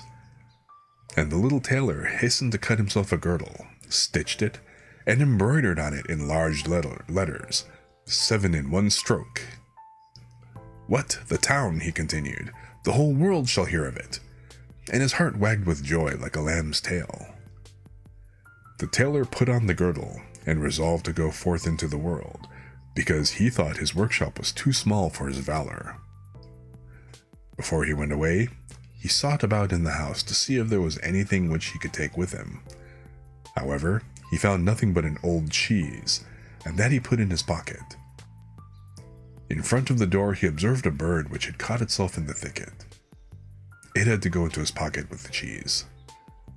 Now he took to the road boldly, and as he was not light and nimble, he felt no fatigue. The road led him up a mountain, and when he had reached the highest point of it, there sat a powerful giant looking peacefully about him. The little tailor went bravely up, spoke to him, and said, "Good day, comrade. So you're sitting there overlooking the widespread world. I am just on my way thither, and want to try my luck. Have you any inclination to go with me?" The giant looked contemptuously at the tailor, and said, "You ragamuffin, you miserable creature." "Oh, indeed?" answered the little tailor, and unbuttoned his coat, and showed the giant the girdle. "There may you read what kind of man I am." The giant read, 7 at one stroke, and thought that they had been men whom the giant read 7 at one stroke, and thought that they had been men whom the tailor had killed, and began to feel a little respect for the tiny fellow. Nevertheless, he wished to try him first, and took a stone from his hand and squeezed it together so that water dropped out of it. "Do that likewise," said the giant, "if you have strength." "Is that all?" said the tailor. "That is child's play with us," and put his hand into his pocket, brought out the soft cheese, and pressed it until the liquid ran out of it. "Faith," said he, "that was a little better, wasn't it?" The giant did not know what to say, and could not believe it of the little man. Then the giant picked up a stone and threw it so high that the eye could scarcely follow it. "Now, little mite of a man, do that likewise." "Well thrown," said the tailor, "but after all the stone came down to earth again. I will throw you one which shall never come back at all." And he put his hand into his pocket, took out the bird, and threw it into the air. The bird, delighted with its liberty, rose, flew away, and did not come back. "How does that shot please you, comrade?" asked the tailor. "You can certainly throw," said the giant, "but now we will see if you are able to carry anything properly." He took the little tailor to a mighty oak tree which lay there felled on the ground, and said, "If you are strong enough, help me to carry the tree out of the forest." "Readily," answered the little man. "Take you the trunk on your shoulders, and I will raise up the branches and twigs. After all, they are the heaviest." The giant took the trunk on his shoulder, but the tailor seated himself on a branch, and the giant, who could not look around, had to carry away the whole tree, and the little tailor into the bargain. He behind was quite merry and happy, and whistled the song. 3 tailors rode forth from the gate, as if carrying the tree were child's play. The giant, after he had dragged the heavy burden part of the way, could go no further, and cried, "Hark you, I shall have to let the tree fall." The tailor sprang nimbly down, seized the tree with both arms as if he had been carrying it, and said to the giant, "You are such a great fellow, and yet cannot even carry the tree?" They went on together, and as they passed a cherry tree, the giant laid hold of the top of the tree where the ripest fruit was hanging, bent it down, gave it into the tailor's hand, and bade him eat. But the little tailor was much too weak to hold the tree, and when the giant let it go, it sprang back up again, and the tailor was tossed into the air with it. When he had fallen down again without injury, the giant said, "What is this? Have you not strength enough to hold the weak twig?" "There is no lack of strength," answered the little tailor. "Do you think there could be anything to a man who has struck down 7 at one blow?" "I leapt over the tree because the huntsmen are shooting down there in the thicket. Jump as I did, if you can do it." The giant made the attempt, but he could not get over the tree, and remained hanging in the branches, so that in this also the tailor kept the upper hand. The giant said, "If you are such a valiant fellow, come with me into our cavern and spend the night with us." The little tailor was willing and followed him. When they went into the cave, other giants were sitting there by the fire, and each of them had a roasted sheep in his hand and was eating it. The little tailor looked round and thought, "It is much more spacious in here than in my workshop." The giant showed him a bed and said he was to lie down in it and sleep. The bed, however, was too big for the little tailor. He did not lie down in it, but crept into a corner. When it was midnight, and the giant thought that the little tailor was lying in a sound sleep, he got up, took a great iron bar, cut through the bed with one blow, and thought he had finished off the grasshopper for good. With the earliest dawn, the giants went into the forest, and had quite forgotten the little tailor, when all at once he walked up to them quite merrily and boldly. The giants were terrified. They were afraid that he would strike them all dead, and ran away in a great hurry. The little tailor went onwards, always following his own pointed nose. After he had walked for a long time, he came to the courtyard of a royal palace, and as he felt weary, he lay down on the grass and fell asleep. Whilst he lay there, the people came and inspected him on all sides, and read on his girdle, 7 at one stroke. "Ah," said they, "what does the great warrior want here in the midst of peace? He must be a mighty lord." They went and announced him to the king, and gave it as their opinion as if war should break out. This would be a weighty and useful man who ought on no account to be allowed to depart. The council pleased the king, and he sent one of his courtiers to the little tailor to offer him military service when he awoke. The ambassador remained standing by the sleeper, waited until he stretched his limbs and opened his eyes, and then conveyed to him this proposal. "For this very reason I have come here," the tailor replied. "I am ready to enter the king's service." He was therefore honorably received, and a special dwelling was assigned for him. The soldiers, however, were set against the little tailor and wished him 1,000 miles away. "What is to be the end of this?" they said amongst themselves. "If we quarrel with him and he strikes about him, 7 of us will fall at every blow. Not one of us can stand against him." They therefore came to a decision, betook themselves in a body to the king, and begged for their dismissal. "We are not prepared," said they, "to stay with a man who kills 7 at one stroke." The king was sorry that for the sake of one he should lose all his faithful servants, wished that he had never set eyes on the tailor, and would willingly have been rid of him again. But he did not venture to give him his dismissal, for he dreaded lest he should strike him and all his people dead, and place himself on the royal throne. He thought about it for a long time, and at last found good counsel. He sent to the little tailor and caused him to be informed that as he was a great warrior, he had one request to make to him. In a forest of his country lived 2 giants, who caused great mischief with their robbing, murdering, ravaging, and burning, and no one could approach them without putting himself in danger of death. If the tailor conquered and killed these 2 giants, he would give him his only daughter to wife, and half his kingdom as a dowry. Likewise 100 horsemen should go with him to assist him. "That would indeed be a fine thing for a man like me," thought the little tailor.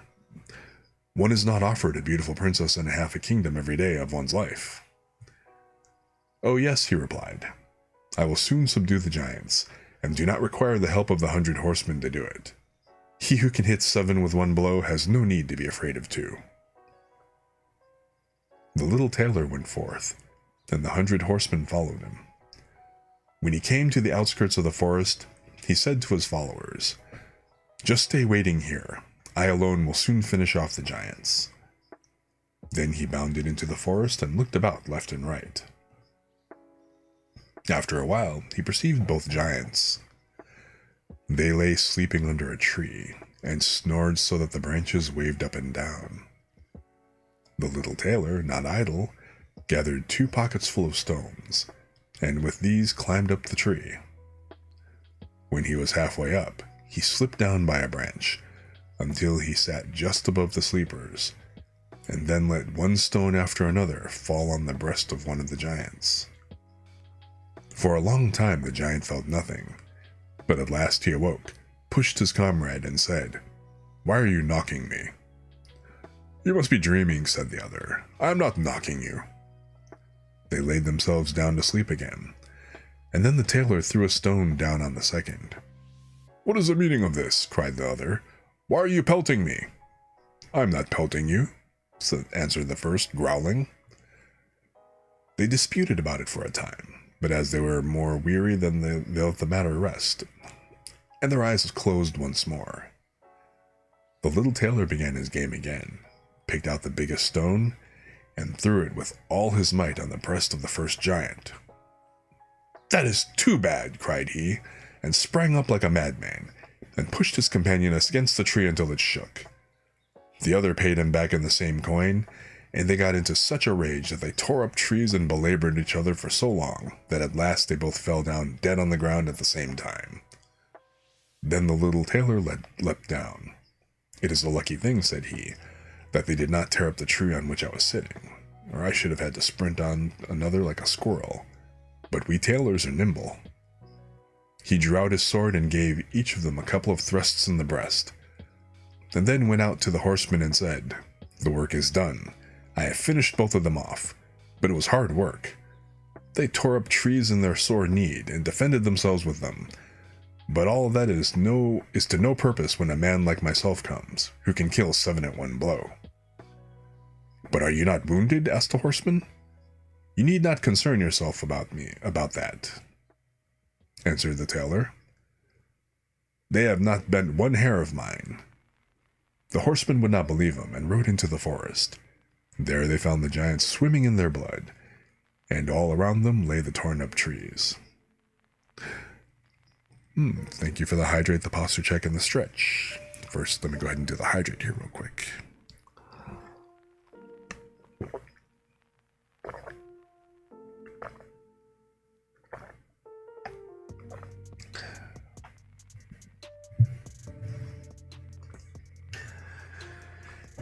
And the posture check and the stretch. You know, I'm going to stand for this one.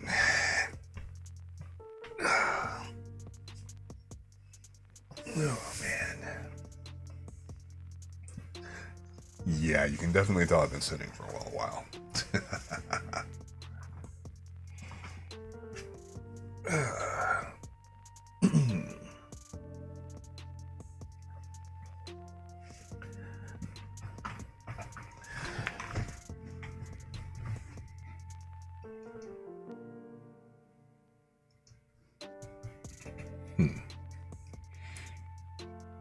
Well, alrighty.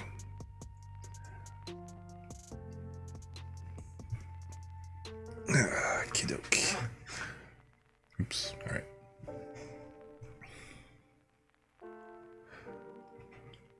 The little tailor demanded of the king the promised reward, however, repented of his promise, and again bethought himself how he could get rid of the hero.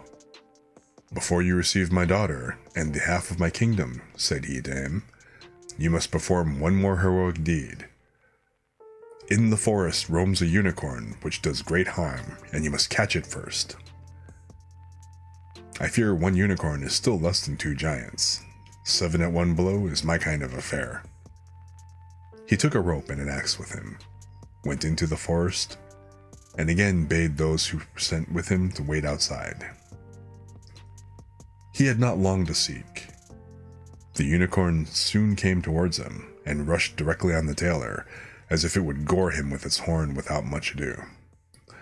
"Softly, softly, it can't be done as quickly as that," said he, and stood still and waited until the animal was quite close, and then sprang nimbly behind the tree. The unicorn ran against the tree with all its strength, and stuck its horns so fast in the trunk that it had not the strength enough to draw it out again, and thus it was caught. "Now, I've got the bird," said the tailor, and came out from behind the tree and put the rope around its neck.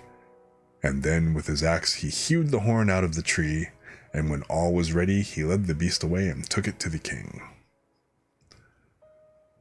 The king still would not give him the promised reward, and made a third demand.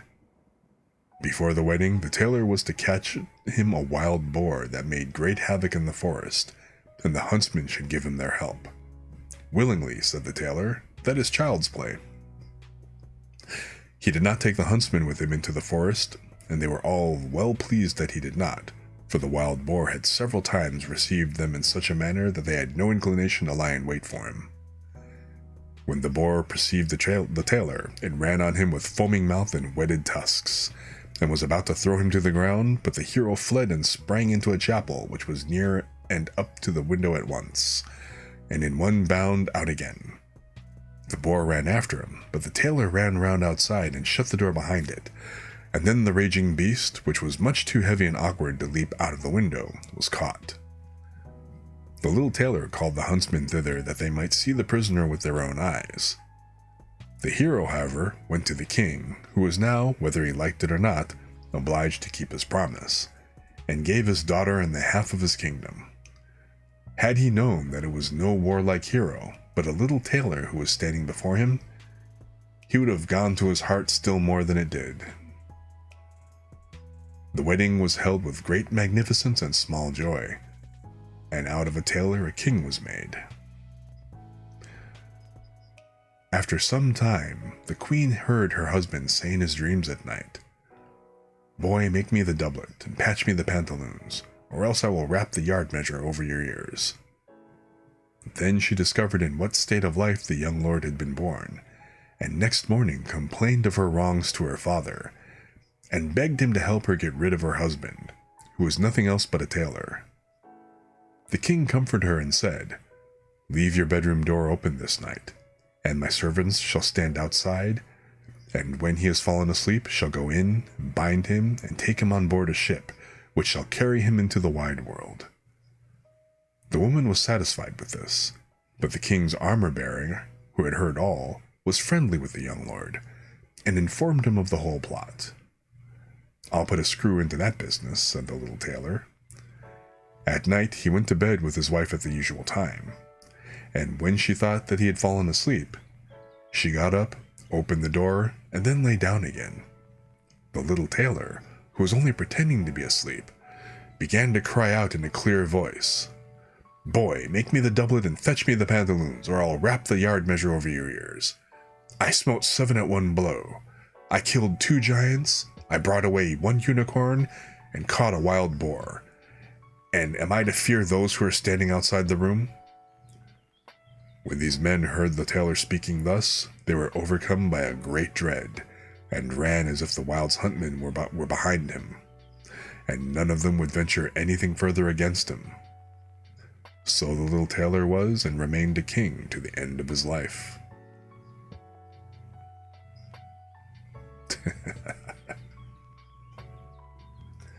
Now that's a heck of a story.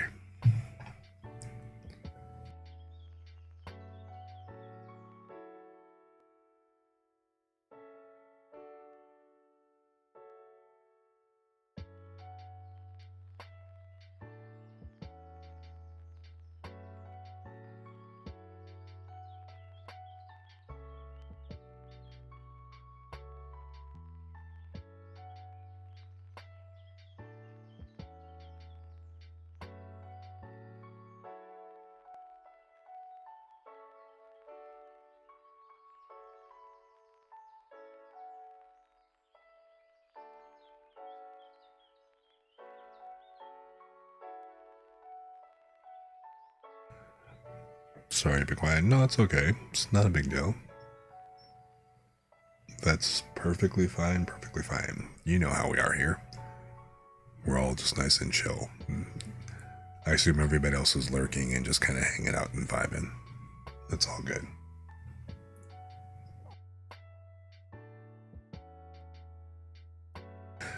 Hang on one second.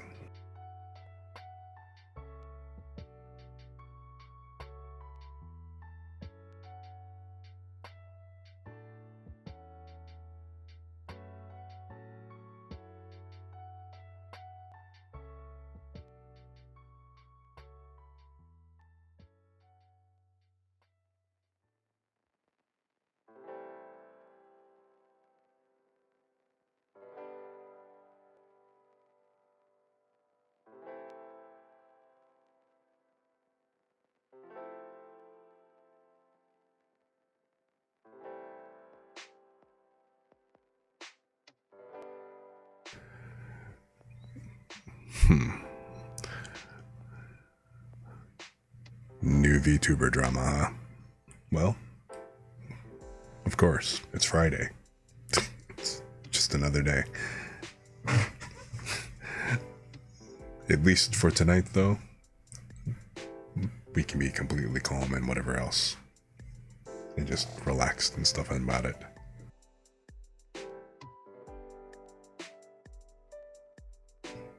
Or at least, at the very least. Like, yes, nice to have this as a place of solace. Exactly. And hey, thank you for the follow. Zavatox. So, thank you for joining us and welcome to the Chill Zone. I'm glad you could come in and relax and enjoy your stay. But yeah, I mean, there's always going to be drama coming up every once in a while. But that's the nice thing about this place. This is just a nice place to take a load off and let all that go. Because, as another famous news person VTuber would say, we can all return back to that. You know, we can return to all that and more soon. I'm in no rush. But for now, here's another popular one. Or I should say another one of Grimm's more famous stories. And again, thanks for the hydrate. I could definitely use that. I have to keep drinking frequently to keep everything all hydrated and keep it well lubed, like one of Lumi's switches.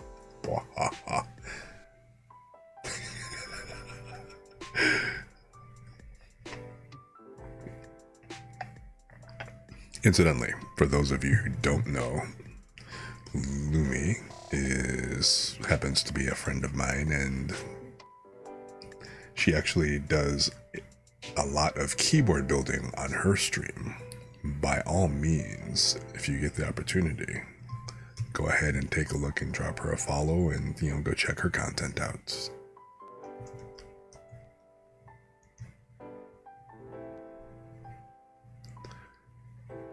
So I gotta wonder.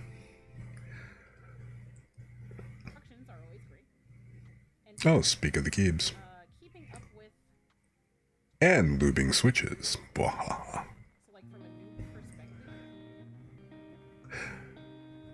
Yeah, it's actually pretty hilarious. The last 2 times that I shouted you out on my last 2 streams, it was always the Ada Ada clip. So I thought that was actually pretty funny. So this time they played like a keyboard clip.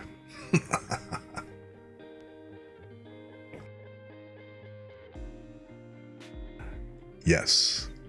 So I would shout out, I would actually go ahead and throw Lumi a shout out. And then next thing you know, you'd hear, Ada Ada. It was great.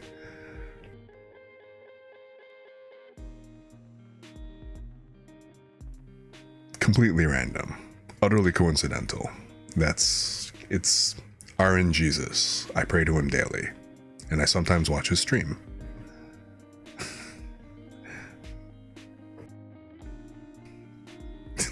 Anyway.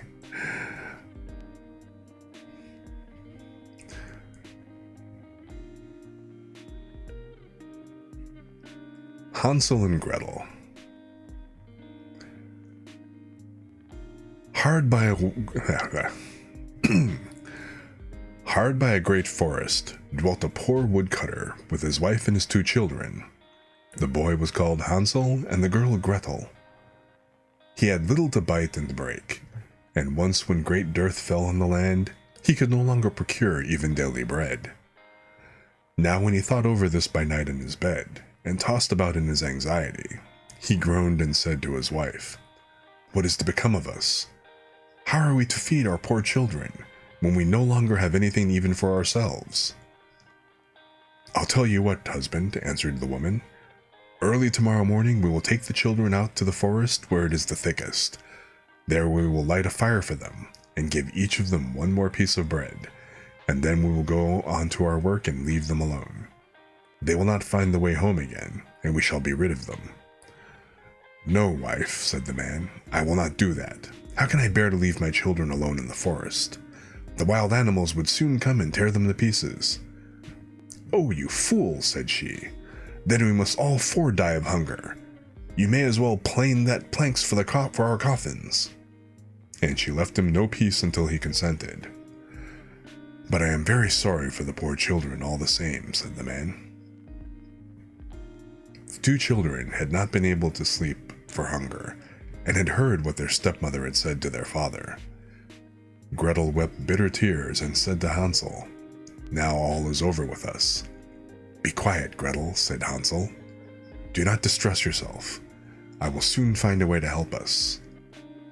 And when the old folks had fallen asleep, he got up, put on his little coat, opened the door below, and crept outside. The moon shone brightly, and the white pebbles which lay in front of the house glittered like real silver pennies. Hansel stooped and stuffed the little pocket of his coat with as many as he could get in. Then he went back and said to Gretel, "Be comforted, dear little sister, and sleep in peace. God will not forsake us." And he lay down again in his bed.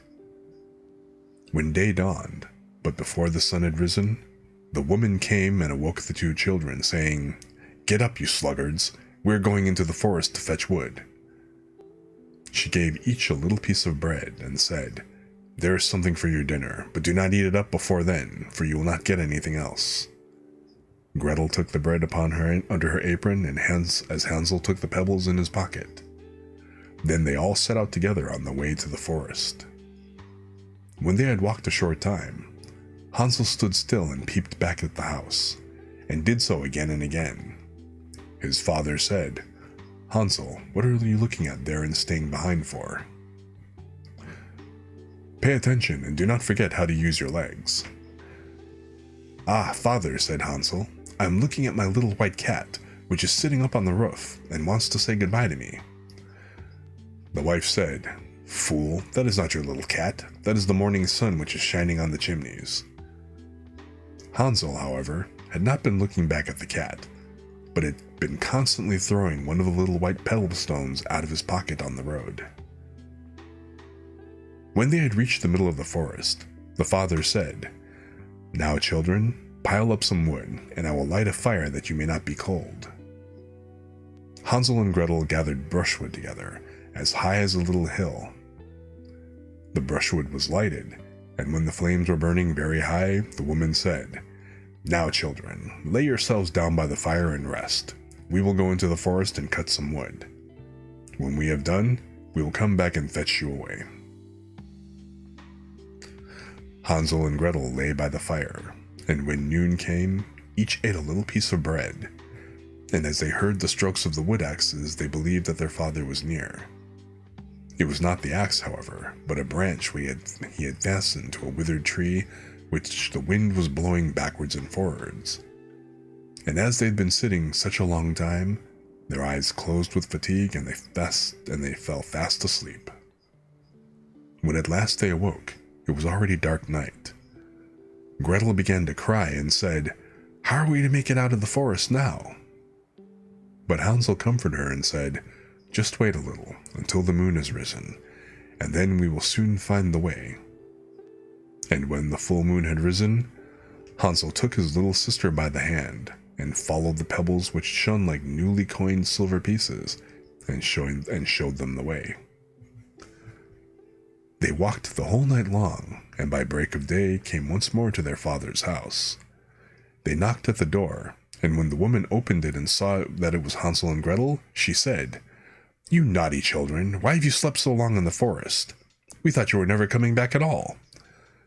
The father, however, rejoiced, for it cut him to the heart to leave them behind alone. Not long afterwards, there was once more great dearth upon the land, and the children heard their mother saying at night to their father, "Everything is eaten again. We have 1/2 loaf left, and that is the end. The children must go. We will take them farther into the wood, so that they will not find their way out again. There is no other means of saving ourselves." The man's heart was heavy, and he thought, it would be better for you to share the last mouthful with your children. The woman, however, would listen to nothing that he had to say, but scolded and reproached him. He who says A must say B likewise, and as he had yielded the first time, he had to do so a second time also. The children, however, were still awake and had heard the conversation. When the old folks were asleep, Hansel again got up and wanted to go out and pick up pebbles as he had done before, but the woman had locked the door, and Hansel could not get out. Nevertheless, he comforted his little sister and said, "Do not cry, Gretel. Go to sleep quietly. The good God will help us." Early in the morning came the woman, who took the children out of their beds. Their piece of bread was given to them, but it was still smaller than the time before. On the way into the forest, Hansel crumbled his in his pocket, and often stood still and threw a morsel on the ground. "Hansel, why do you stop and look around?" said the father. "Go on." "I am looking back at my little pigeon which is sitting on the roof, and wants to say goodbye to me," answered Hansel.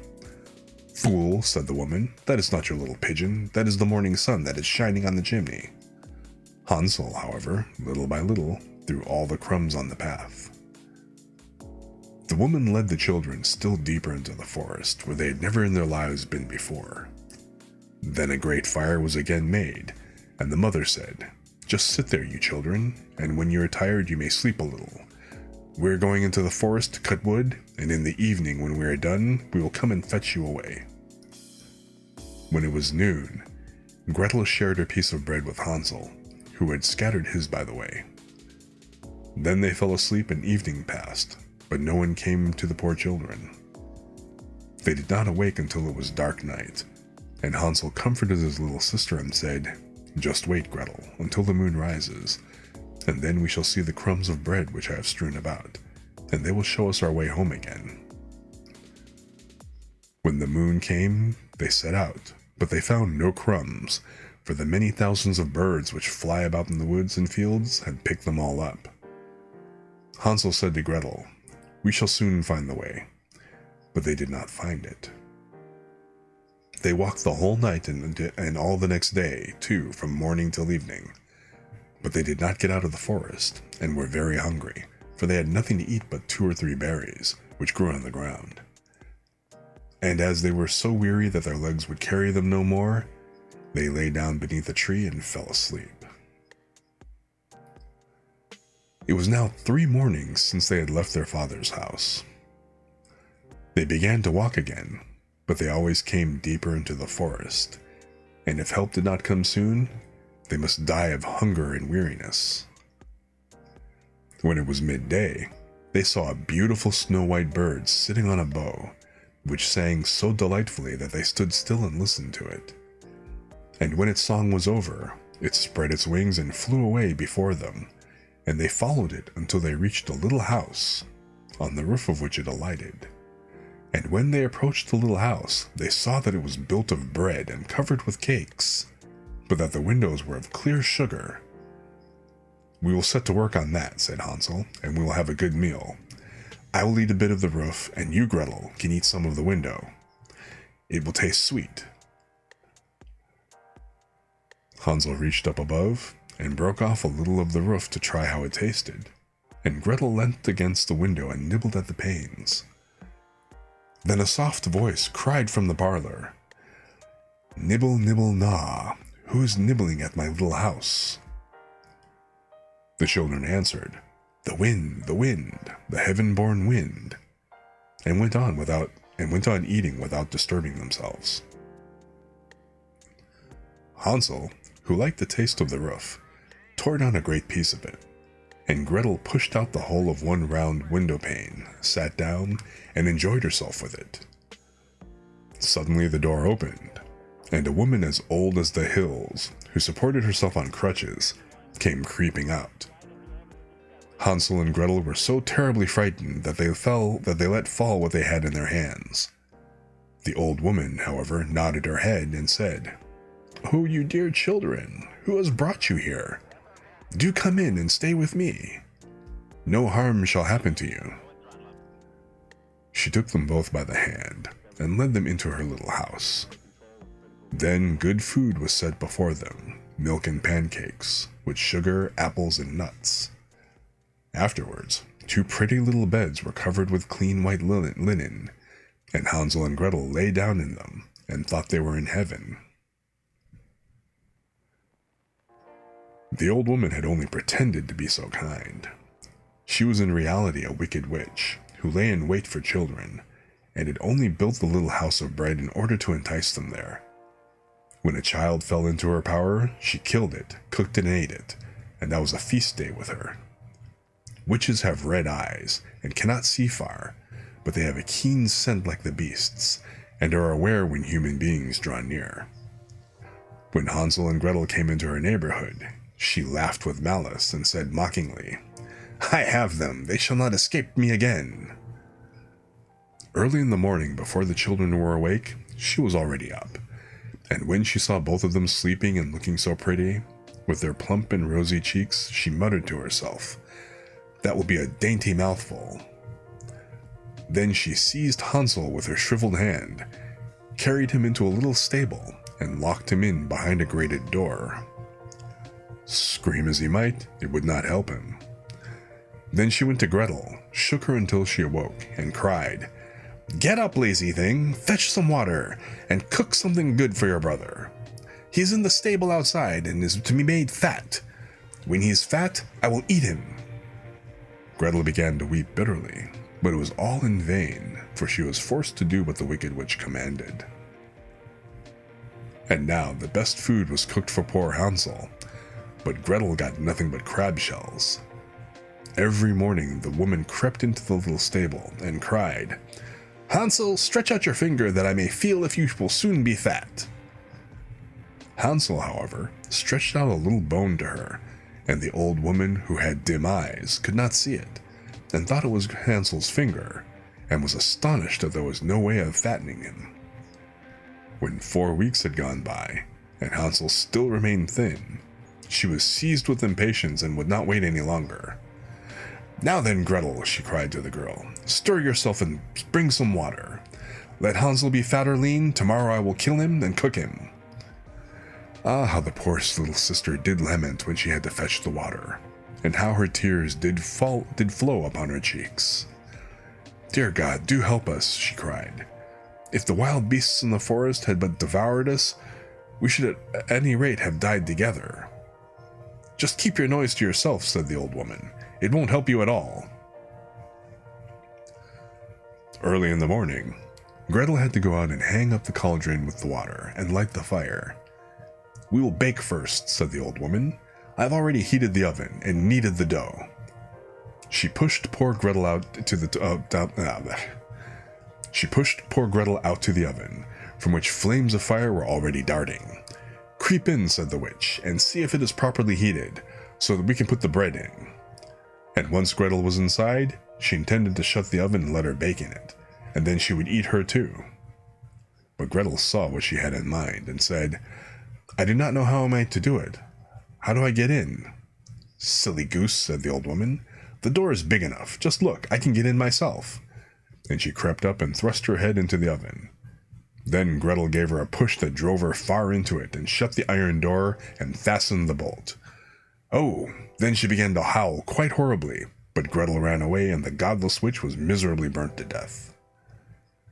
Gretel, however, ran like lightning to Hansel, opened his little stable, and cried, "Hansel, we're saved!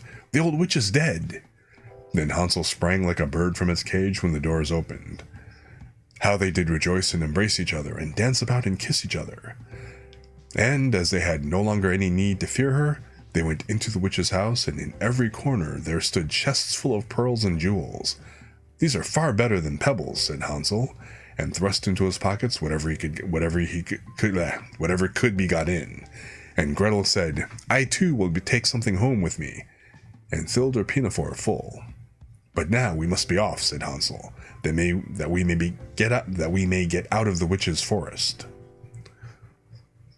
When they had walked for 2 hours, they came to a great stretch of water.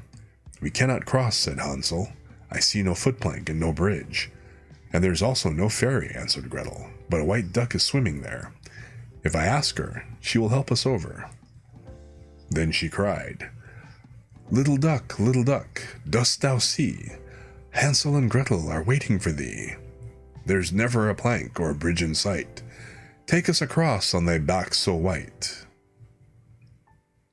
The duck came to them, and Hansel seated himself on its back, and told his sister to sit by him. "No," replied Gretel, "that will be too heavy for the little duck. She shall take us across, one after the other." The good little duck did so, and when they were once safely across and had walked for a short while, the forest seemed to be more and more familiar to them, and at length they saw from afar their father's house. Then they began to run, rushed into the parlor, and threw themselves round their father's neck. The man had not known one happy hour since he had left the children in the forest. The woman, however, was dead. Gretel emptied her pinafore until pearls and precious stones ran about the room, and Hansel threw one handful after another out of his pocket to add to them. Then all anxiety was at an end, and they lived together in perfect happiness. My tale is done, there runs a mouse. Whosoever catches it may make himself a big fur cap out of it.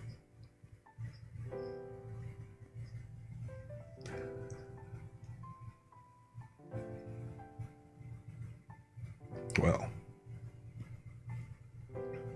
it's been a while since I've heard, the original version of Hansel and Gretel. What'd you guys think?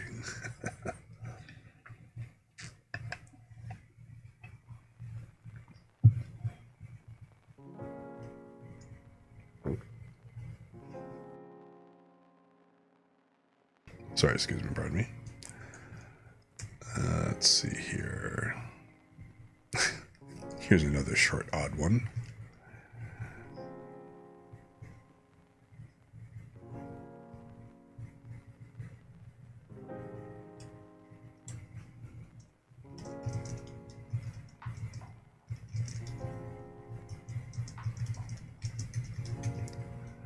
I think I might have heard this one.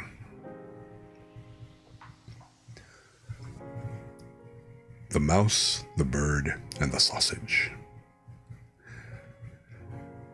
Once upon a time, a mouse, a bird, and a sausage entered into partnership and set up house together. For a long time all went well. They lived in great comfort and prospered so far as to be able to add considerably to their stores. The bird's duty was to fly daily into the wood and bring in fuel.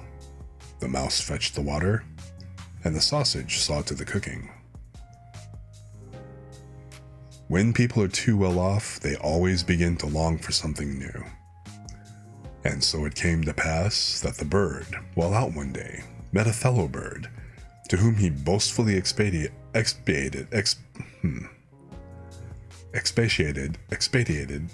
on the excellence of his household arrangements. But the other bird sneered at him for being a poor simpleton, who did all the hard work, while the other two stayed at home and had a good time of it. For when the mouse had made the fire and fetched in the water, she could retire into her little room and rest until it was time to set the table.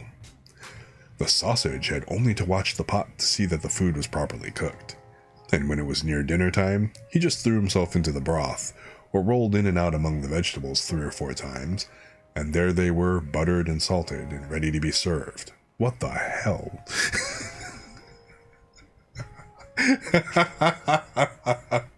I'm sorry.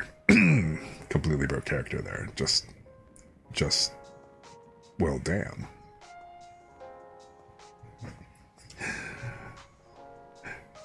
Then when the bird... Then when the bird came home and had laid aside his burden, they sat down to table. And when they had finished their meal, they could sleep their fill until the following morning. And that was a very delightful life.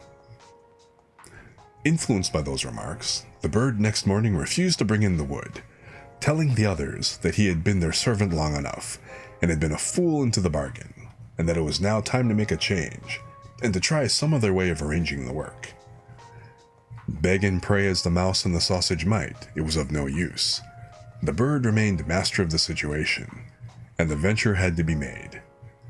They therefore drew lots, and it fell to the sausage to bring in the wood, to the mouse to cook, and to the bird to fetch the water. And now, what happened? The sausage started in search of wood, the bird made the fire, and the mouse put on the pot. And then these two waited till the sausage returned with the fuel for the following day. But the sausage remained so long away that they became uneasy, and the bird flew out to meet him. He had not flown far, however, when he came across a dog who, having met the sausage, had regarded him as his legitimate booty, and so had seized and swallowed him.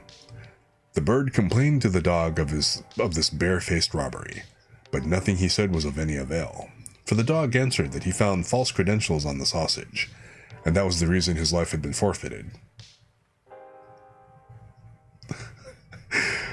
He picked up the wood, and flew sadly home, and told the mouse that he had been seen and heard, all that he had seen and heard. They were both very unhappy, but agreed to make the best of things and to remain with one another. And now the bird set the table, and the mouse looked after the food, and wishing to prepare it in the same way as the sausage, by rolling in and out among the vegetables to salt and butter them, she jumped into the pot. But she stopped short long before she reached the bottom, having already parted with not only her skin and hair, but also with life. Presently the bird came in and wanted to serve up the dinner, but he could nowhere see the cook. In his alarm and flurry, he threw the wood here and there about the floor, called and searched, but no cook was to be found. Then some of the wood that had been carelessly thrown down caught fire and began to blaze. The bird hastened to fetch some water, but his pail fell into the well, and he after it, and, as he was unable to recover himself, he was drowned.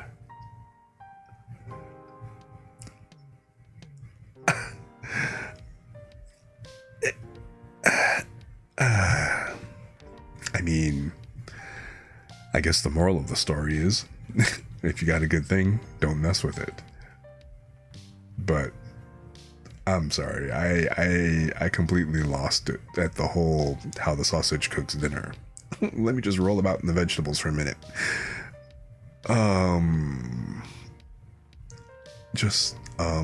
Okay, why not?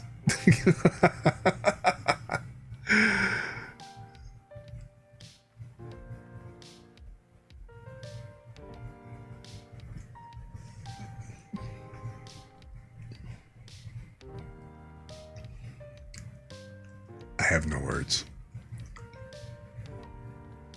But that was an interesting little tale. Again, don't mess with a perfectly working system.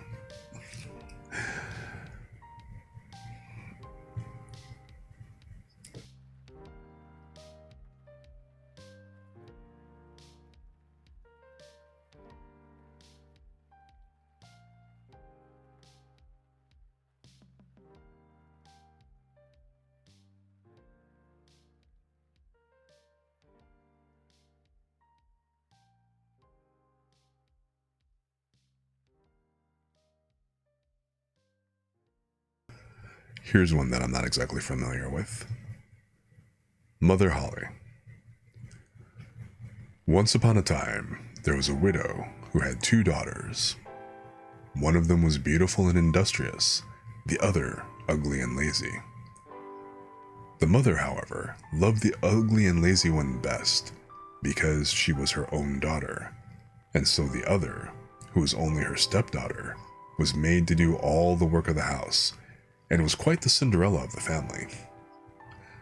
Her stepmother sent her out every day to sit by the well in the high road, there to spin until she made her fingers bleed. Now, it chanced one day that some blood fell onto the spindle, and as the girl stopped over the well to wash it off, the spindle suddenly sprang out of her hand and fell into the well. She ran home crying to tell of her misfortune, but her stepmother spoke harshly to her, and after giving her a violent scolding, said unkindly, "As you have let the spindle fall into the well, you may go yourself and fetch it out." The girl went back to the well, not knowing what to do, and at last, in her distress, she jumped into the water after the spindle. She remembered nothing more until she awoke and found herself in a beautiful meadow, full of sunshine, and with countless flowers blooming in every direction. She walked over the meadow, and presently she came upon a baker's oven full of bread, and the loaves cried out to her, take us out, or alas, we shall be burnt to a cinder. We were baked through long ago." So she took the bread shovel and drew them all out. She went on a little farther, until she came to a free full of apples. A free full of apples, okay. Until she came to a free full of apples. Shake me, I pray," cried the tree. Okay, that's a typo. Shake me, I pray," cried the tree. "My apples, one and all, are ripe." So she shook the tree, and the apples came falling down upon her like rain. But she continued shaking until there was not a single apple left upon it. Then she carefully gathered the apples together in a heap and walked on again. The next thing she came to was a little house, and there she saw an old woman looking out, with such large teeth that she was terrified, and turned to run away. But the old woman called out after her, "What are you afraid of, dear child? Stay with me. If you will do the work of my house properly for me, I will make you very happy. You must be very careful, however, to make my bed in the right way, for I wish you always to shake it thoroughly, so that the feathers fly about. Then they say down there in the world that it is snowing, for I am Mother Holle."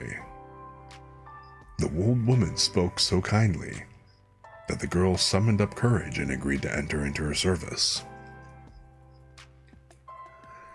She took care to do everything according to the old woman's bidding, and every time she made the bed, she shook it with all her might, so that the feathers flew about like so many snowflakes.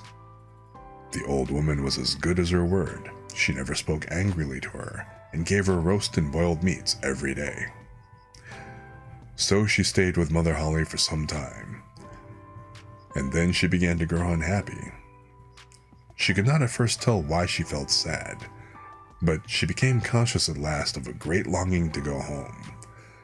Then she knew she was homesick, though she was 1,000 times better off with Mother Holle than with her mother and sister. After waiting inside, she went to Mother Holle and said, "I am so homesick that I cannot stay with you any longer, for although I am happy here, I must return to my own people."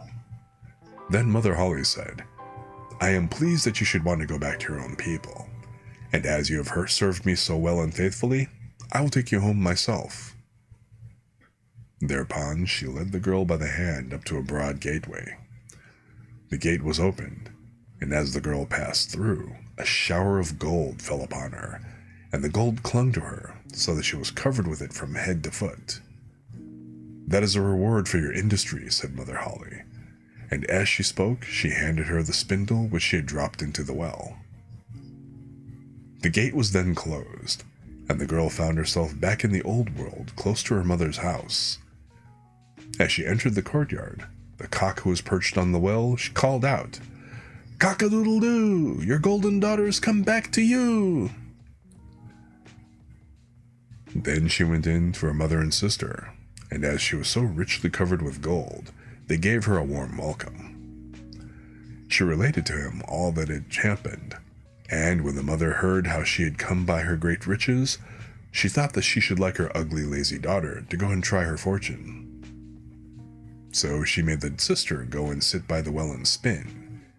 And the girl pricked her finger and thrust her hand into a thorn bush, so that she might drop some blood onto the spindle. Then she threw it into the well and jumped in herself.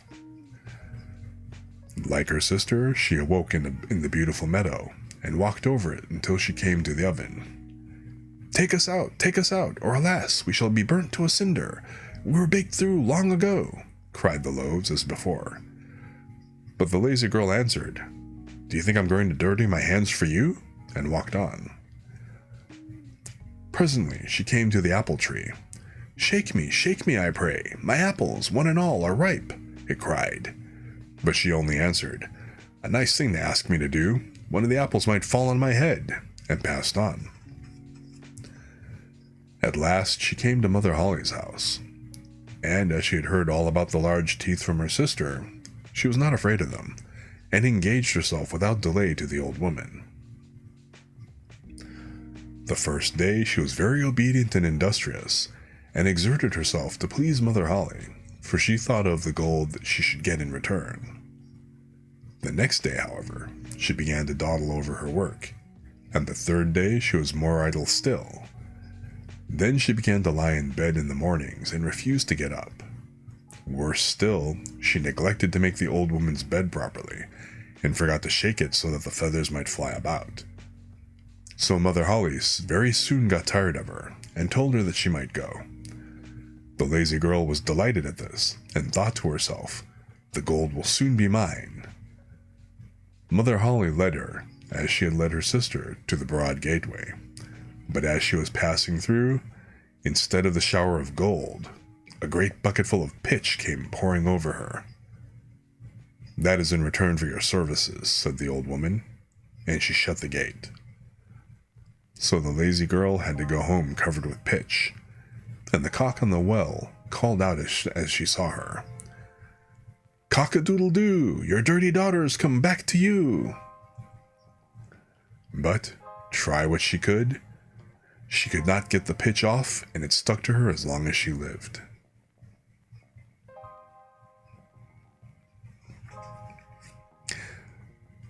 Well then.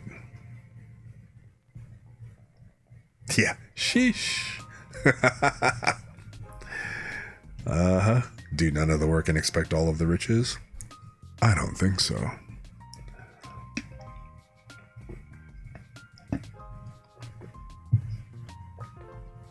Okay, here's another familiar one.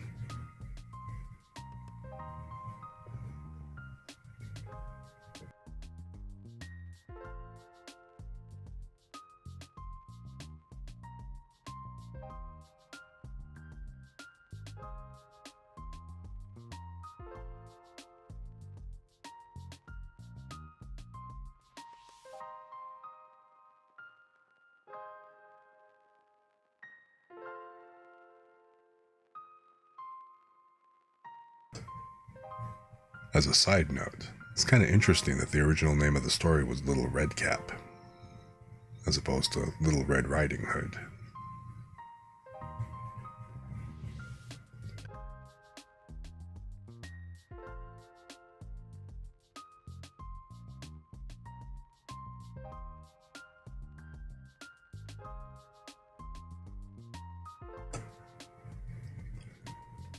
Little Red Cap, or Little Red Riding Hood.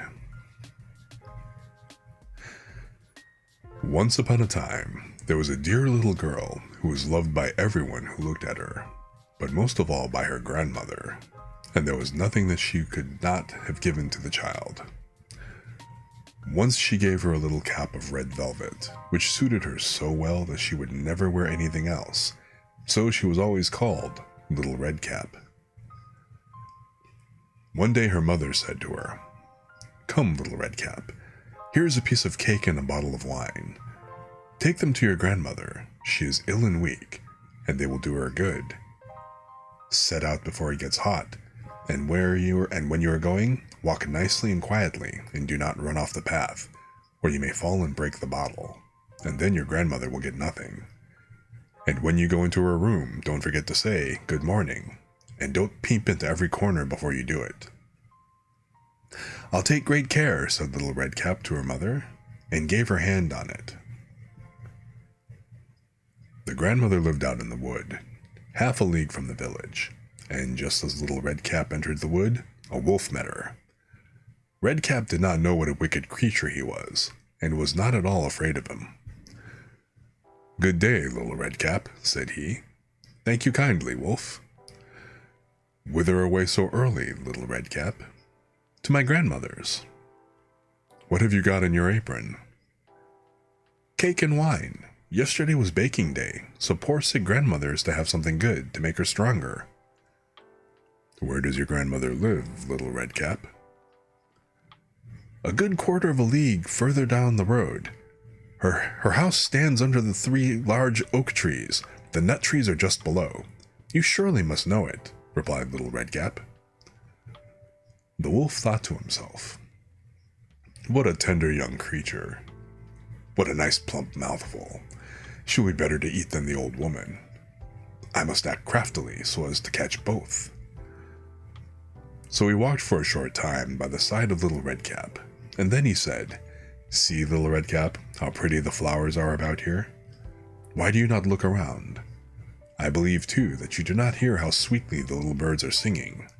You walk gravely along as if you were going on to school, while everything else out here in the wood is merry."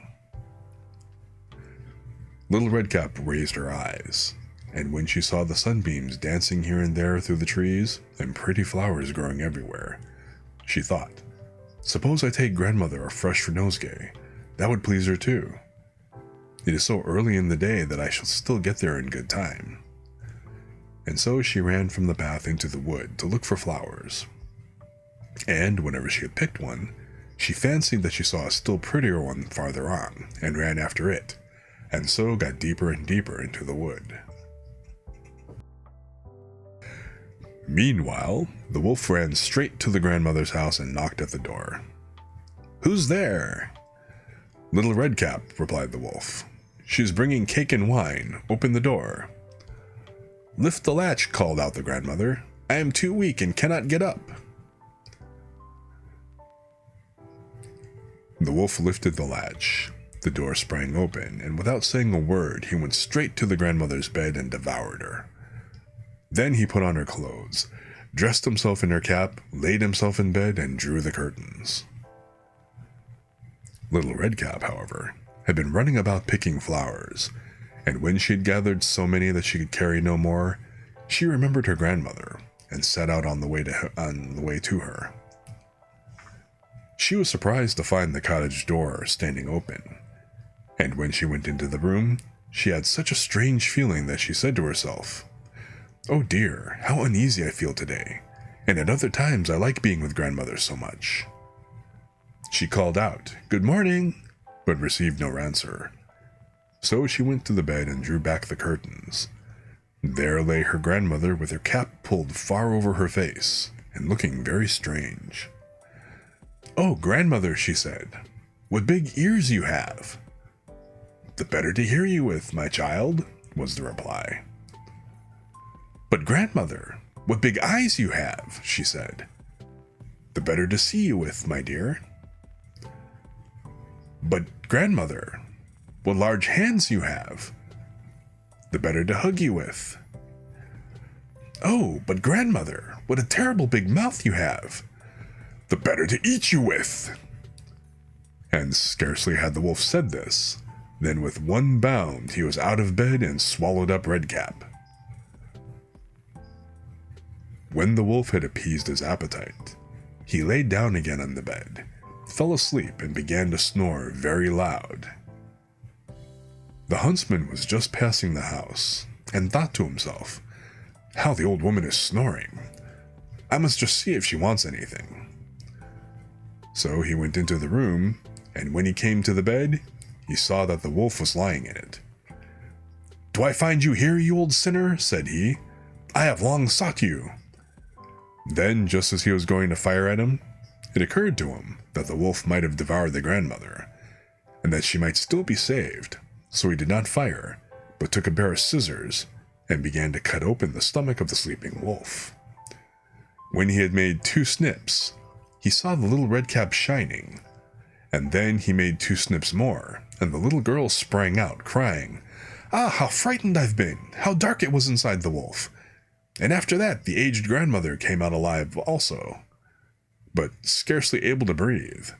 Redcap, however, quickly fetched some great stones with which they filled the wolf's belly, and when he awoke, he wanted to run away, but the stones were so heavy that he collapsed at once and fell dead. Then all 3 were delighted. The huntsman drew off the wolf's skin and went home with it. The grandmother ate the cake and drank the wine which Redcap had brought, and revived. But Redcap thought to herself, "As long as I live, I will never by myself leave the path, to run into the wood when my mother has forbidden me to do so." It also related that once when Redcap was again taking cakes to the old grandmother, another wolf spoke to her and tried to entice her from the path. Redcap, however, was on her guard and went straight forward on her way, and told her grandmother that she had met the wolf, and that he had said good morning to her, but with such a wicked look in his eyes that if they had not been on the public road, she was certain he would have eaten her up. "Well," said the grandmother, "we will shut the door, that he may not come in." Soon afterwards the wolf knocked, and cried, "Open the door, grandmother. I'm little Redcap, and I'm bringing you some cakes." But they did not speak, or open the door, so the graybeard stole twice or thrice around the house, and at last jumped on the roof, intending to wait until Redcap went home in the evening, and then to steal after her and devour her in the darkness. But the grandmother saw what was in his thoughts. In front of the house was a great stone trough, and so she said to the child, "Take the pail, Redcap. I made some sausages yesterday, so carry the water in which I boiled them to the trough." Redcap carried until the great trough was quite full. Then the smell of the sausages reached the wolf, and he sniffed and peeped down, and at last stretched out his neck so far that he could no longer keep his footing and began to slip, then slipped down from the roof straight into the great trough, and was drowned. But Redcap went joyously home, and no one ever did anything to harm her again. It's kind of interesting, everybody knows like the story, the general story of Red Riding Hood and the first wolf, but it's been so long, I didn't even remember there was actually a second wolf. That's pretty wild.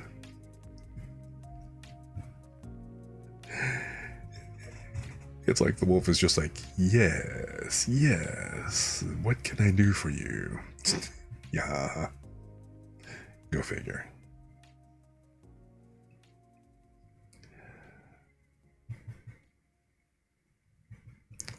Let's see here.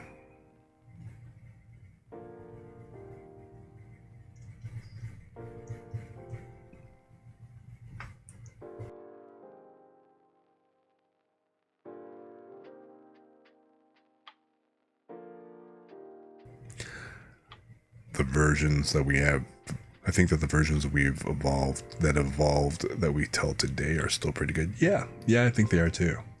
It's nice to actually see the and read like the originals to know, to see where they all came from, and like, the actual changes that have been made over the years and stuff. The different variations. It's like, okay. It's like, hey. And again, thanks for the hydrate and okay. Alrighty then. Just a second here. First, let me do the hydrate.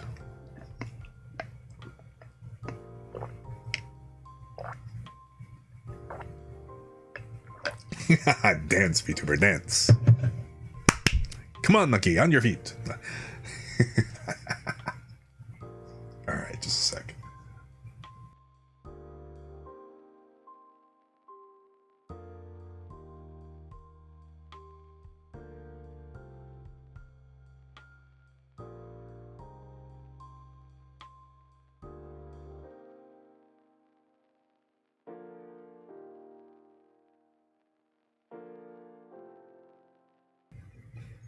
Okay, let me go ahead and redeem this for you, Lumi. Ada, ada.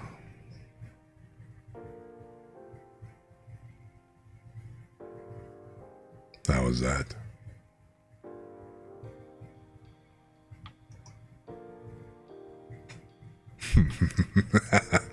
You're welcome. I think it's been a minute since anybody actually wanted an auto from me.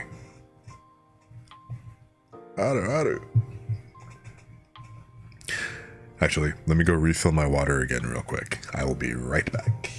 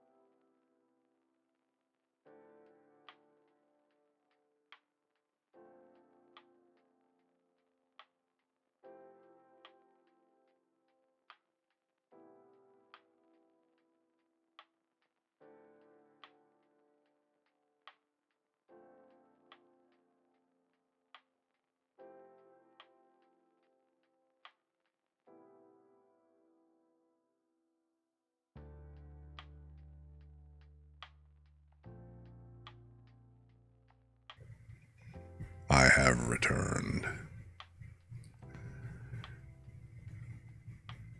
I decided to actually go ahead and warm the water up a little bit. And throw in a little dash of salt to it to try to help work the throat a little bit. So we'll see how that holds out. Let's see here. It's a little over 3 hours since I started stream. I will probably go on for about another half hour or so maybe. And then probably call it there. We'll just see how my voice and my throat holds up.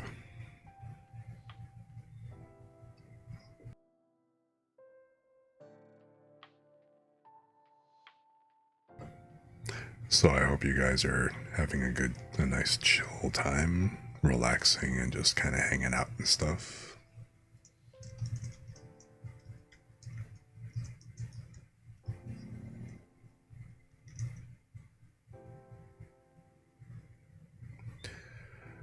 This is one that I don't remember reading or hearing about before, so.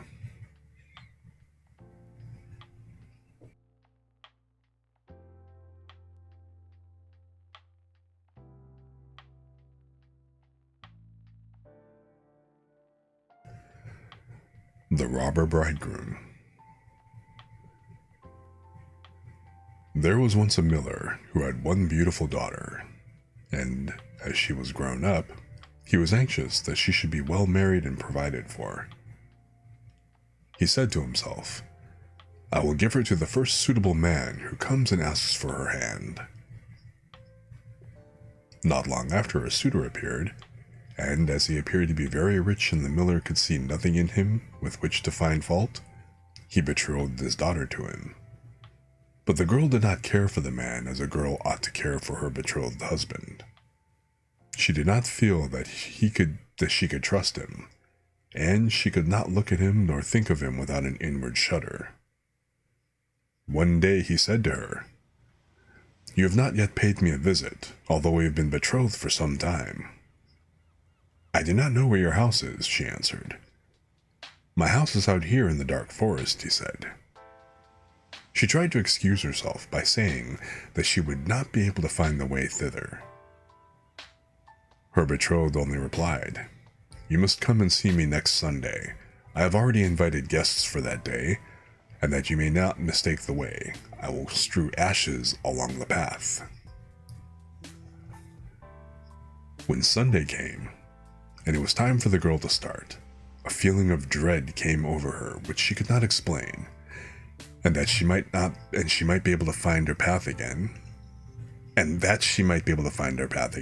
She filled her pockets with peas and lentils to sprinkle on the ground as she went along. On reaching the entrance to the forest, she found the path strewed with ashes, and these she followed, throwing down some peas on either side of her at every step she took. She walked the whole day until she came to the deepest, darkest part of the forest. There she saw a lonely house, looking so grim and mysterious that it did not please her at all. She stepped inside, but not a soul was to be seen, and a great silence reigned throughout.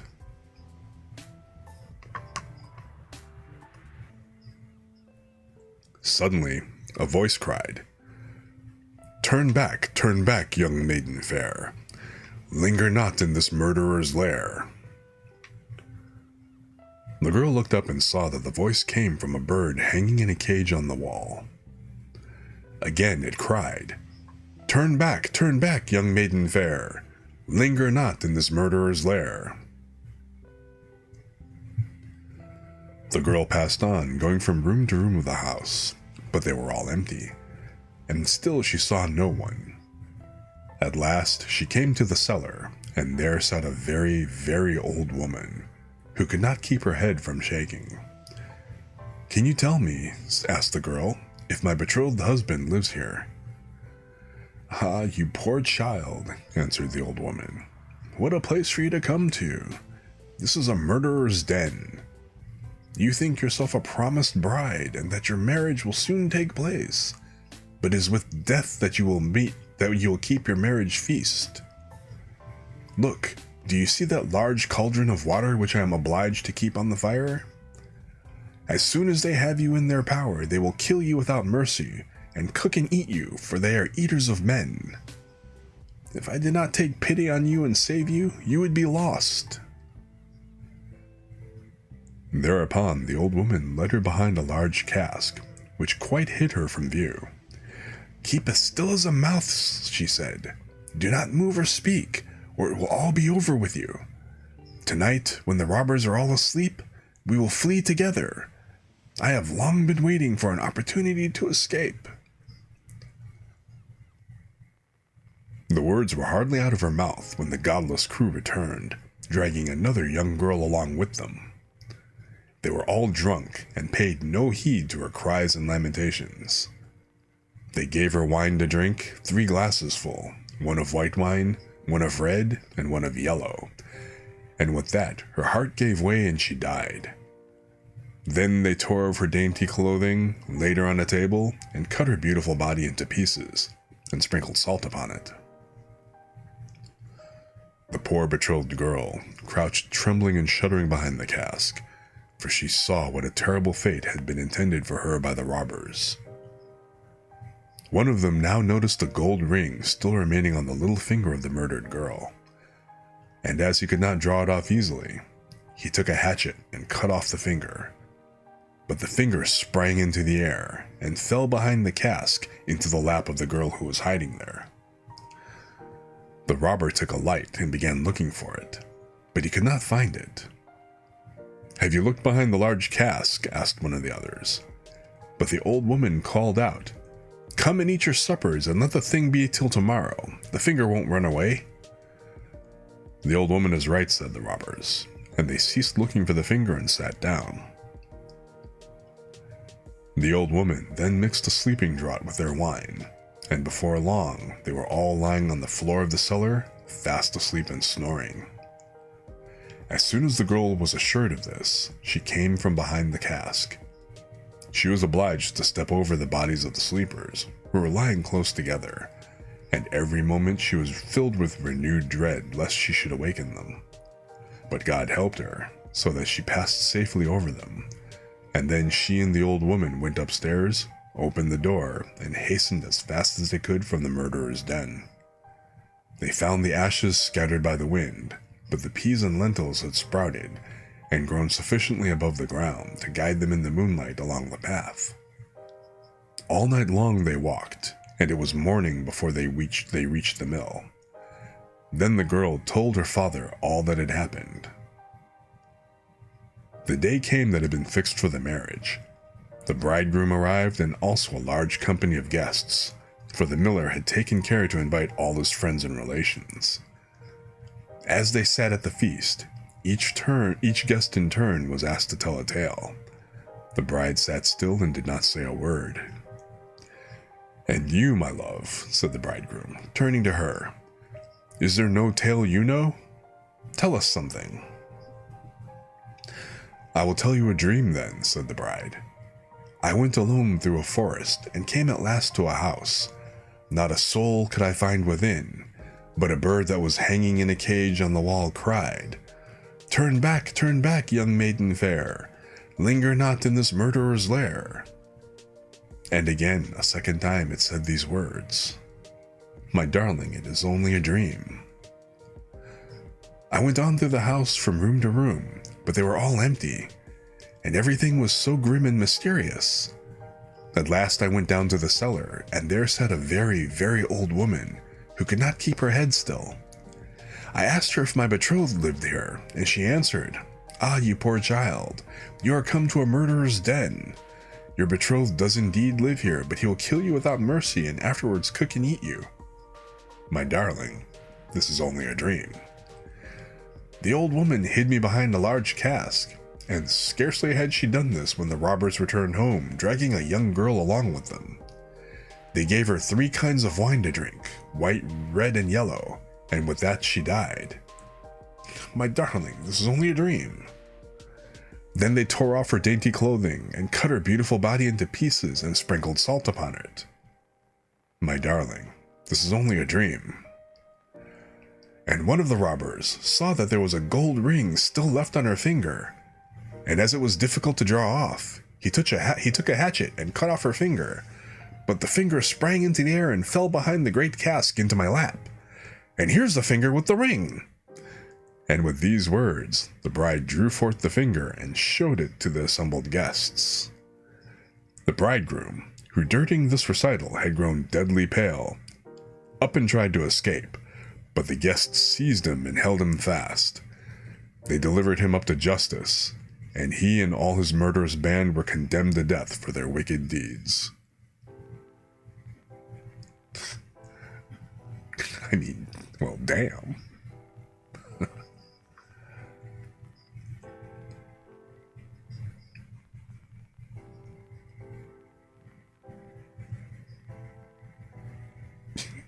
Right?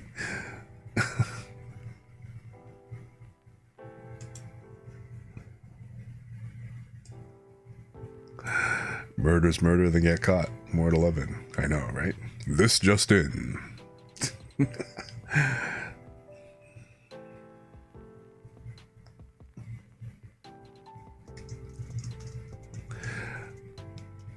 I don't know, other than the whole fact that, the murderers didn't get away with it completely this time.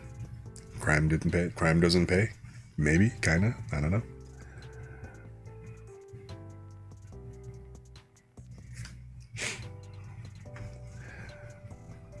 But I mean, good on the bird for throwing the warning.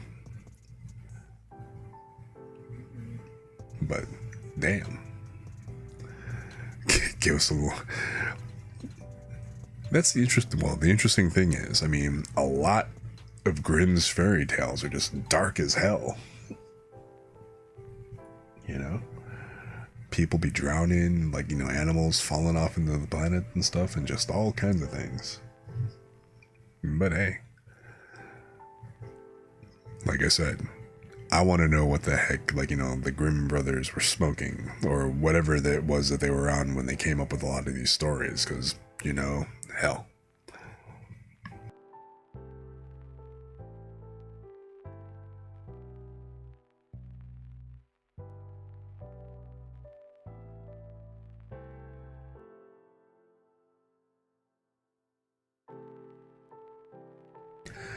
Anyway, here's another one that's pretty well known. Tom Thumb. A poor woodman sat in his cottage one night, smoking his pipe by the fireside, while his wife sat by his side spinning. "How lonely it is, wife," said he, as he pulled out a long curl of smoke. For you and me to sit here by ourselves, without any children to play about and amuse us, while other people seem so happy and merry with their children." "What you say is very true," said the wife, sighing, and turning round her wheel. "How happy should I be if I had but one child? If it were ever so small, say if it were no bigger than my thumb, I should be very happy and love it dearly." Now, odd as you may think it, it came to pass that this good woman's wish was fulfilled, just in the very way she had wished it, for not long afterwards she had a little boy who was quite healthy and strong, but was not much bigger than my thumb. So they said, "Well, we cannot have what we got. We cannot say we have not got what we wished for, and, little as he is, we will love him dearly." And they called him Thomas Thumb. They gave him plenty of food, yet for all they could do, he never grew bigger, but just kept the same size as he had been when he was born. Still, his eyes were sharp and sparkling, and he soon showed himself to be a clever little fellow who always knew well what he was about. One day, as the woodman was getting ready to go into the wood to cut fuel, he said, "I wish I had someone to bring the cart after me, for I want to make haste." "Oh, father," cried Tom, "I will take care of that. The cart shall be in the wood by the time you want it." Then the woodman laughed and said, "How can that be? You cannot reach up to the horse's bridle." "Never mind that, father," said Tom. "If my mother will only harness the horse, I will get into his ear and tell him which way to go." "Well," said the father, we will try for once." When the time came, the mother harnessed the horse to the cart and put Tom into his ear, and as he sat there, the little man told the beast how to go, crying out, "Go on," and "Stop," as he wanted. And thus the horse went on just as well as if the woodman had driven it himself into the wood. It happened that as the horse was going up a little too fast, and Tom was calling out, "Gently, gently," two strangers came up. "What an odd thing that is," said one. "There is a cart going along, and I hear a carter talking to the horse, but yet I can see no one." "That is queer indeed," said the other. "Let us follow the cart and see where it goes." So they went on into the wood, till at last they came to the place where the woodman was. Then Tom Thumb, seeing his father, cried out, "See, father, here I am with the cart, all right and safe. Now take me down." So his father took hold of the horse with one hand, and with the other took his son out of the horse's ear, and put him down upon a straw, where he sat as merry as you please. The two strangers were all this time looking on, and did not know what to say for wonder. At last, one took the others aside and said, "That little urchin will make us fortune if we can get him, and carry him from town to town as a show. We must buy him." So they went up to the woodman, and asked him what he would take for the little man. "He will be better off," said they, "with us than with you." "I won't sell him at all," said the father. "My own flesh and blood is dearer to me than all the silver and gold in the world." But Tom, hearing of the bargain they wanted to make, crept up his father's coat to his shoulder, and whispered in his ear, Take the money, father, and let them have me. I'll soon come back to you. So the woodman at last said he would sell Tom to the strangers for a large piece of gold, and they paid the price. Where would you like to sit? Said one of them. Oh, put me on the rim of your hat. That will be a nice gallery for me. I can walk about there and see the country as we go along. So they did as he wished, and when Tom had taken leave of his father, they took him away with them. They journeyed on till it began to be dusky, and then the little man said, Let me get down, I'm tired. So the man took off his hat and put him down on a clod of earth, in a plowed field by the side of the road. But Tom ran about amongst the furrows, and at last slipped into an old mouse hole. Good night, my masters, said he, I'm off. Mind and look sharp after me the next time. Then they ran at once to the place, and poked the ends of their sticks into the mouse hole, but all in vain. Tom only crawled farther and farther in, and at last it became quite dark, and so they were forced to go their way without their prize, as sulky as could be. When Tom found they were gone, he came out of his hiding place. What dangerous walking it is, said he, in this plowed field. If I were to fall from one of these great clods, I would undoubtedly break my neck. At last, by good luck, he found a large empty snail shell. This is lucky, said he, I can sleep here very well, and in he crept. Just as he was falling asleep, he heard two men passing by, chatting together. One said to the other, How can we rob that rich person's house of his silver and gold? I'll tell you, cried Tom. What noise was that? Said the thief, frightened. I'm sure I heard someone speak. They stood still listening, and Tom said, Take me with you, and I'll soon show you how to get the parson's money. But where are you? Said they. Look about on the ground, answered he, and listen where the sound comes from. At last the thieves found him out, and lifted him up inside their hands. You little urchin, they said. What can you do for us? Why, I can get between the iron window bars of the parson's house, and throw you out whatever you want. That's a good thought, said the thieves. Come along, we shall see what you can do. When they came to the parson's house, Tom slipped through the window bars into the room, and then called out as loud as he could bawl, Will you have all that is here? At this, the thieves were frightened, and said, Softly, softly! Speak low, that you may not awaken anybody. But Tom seemed as if he did not understand them, and bawled out again.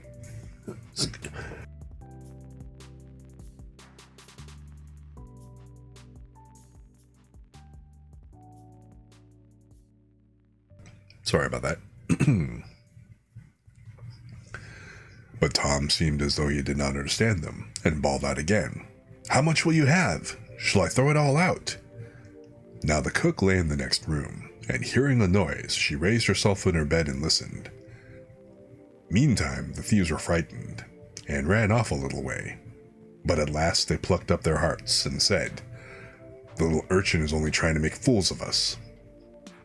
So they came back and whispered softly to him, saying, Now let us have no more of your roguish jokes, but throw us out some of the money. Then Tom called out as loud as he could, Very well, hold your hands, here it comes. The cook heard this quite plain, so she sprang out of bed and ran to open the door. The thieves ran off as if a wolf was at their tails, and the maid, having groped about and found nothing, went away for a light. By the time she came back, Tom had slipped off into the barn, and when she looked about and searched every hole and corner and found nobody, she went to bed, thinking she must have been dreaming with her eyes open. The little man crawled about in the hayloft, and at last found a snug place to finish his night's rest in. So he laid himself down, meaning to sleep till daylight, and then find his way home to his father and mother. But alas, how woefully he was undone! What crosses and sorrows happen to us all in this world.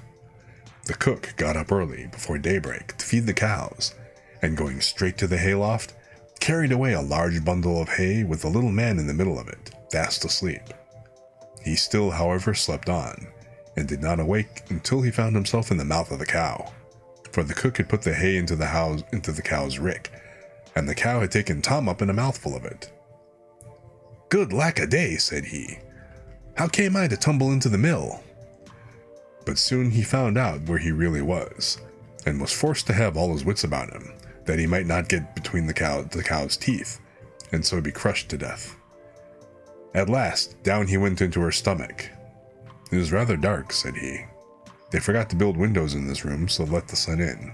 A candle would be no bad thing." Though he made the best of his bad luck, he did not like his quarters at all, and the worst of it was that more and more hay was always coming down, and the space left for him became smaller and smaller. At last he cried out as loud as he could, "Don't bring me any more hay! Don't bring me any more hay!" The maid happened to be just then milking the cow, and hearing someone speak, but seeing nobody, and yet being quite sure it was the same voice that she had heard in the night, she was so frightened that she fell off her stool and overset the milk pail.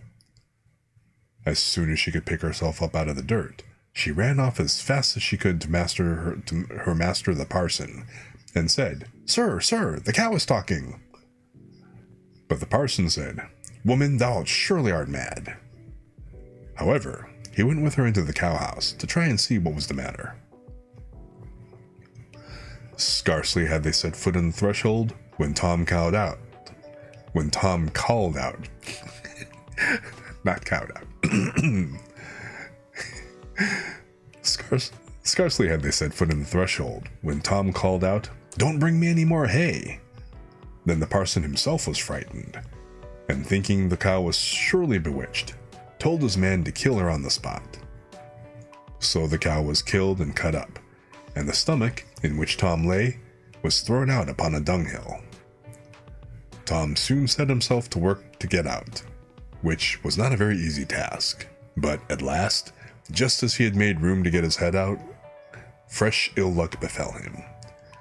A hungry wolf sprang out and swallowed up the whole stomach with Tom in it in one gulp, and ran away.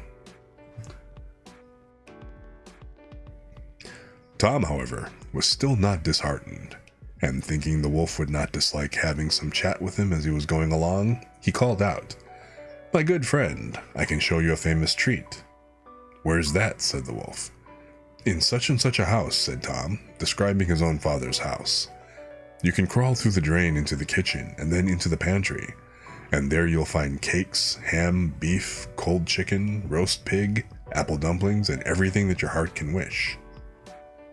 The wolf did not want to be asked twice, so that very night he went to the house and crawled through the drain into the kitchen, and then into the pantry, and then ate and drank there to his heart's content. As soon as he had enough, he wanted to get away, but he had eaten so much that he could not go out by the same way he came in. This was just what Tom had reckoned upon, and now he began to set up a great shout, making all the noise he could. "Will you be easy?" said the wolf. "You'll awaken everybody in the house if you make such a clatter." "What's that to me?" said the little man. "You've had your frolic, now I've a mind to marry myself." And he began singing and shouting as loud as he could. The woodman and his wife, being awakened by the noise, peeped through a crack in the door, but when they saw Wolf was there, you may well suppose that they were sadly frightened, and the woodman ran for his axe, and gave his wife a scythe.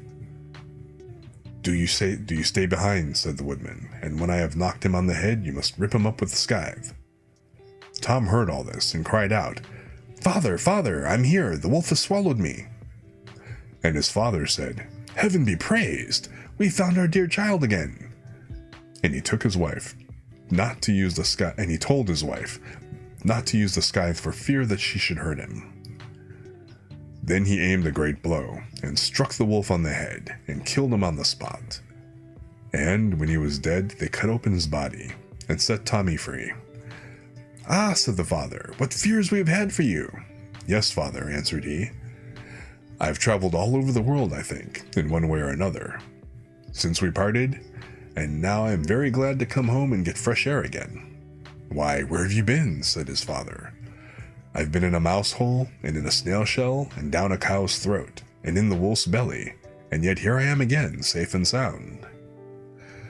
"Well," said they, "you are come back, and we will not sell you again for all the riches in the world." Then they hugged and kissed their dear little son, and gave him plenty to eat and drink, for he was very hungry. And then they fetched new clothes for him, for his old ones had been quite spoiled on his journey. So Master Thumb stayed at home with his father and mother in peace, for though he had been so great a traveler, and had done and seen so many fine things, and was fond enough of telling the whole story, he had always agreed that, after all, there's no place like home.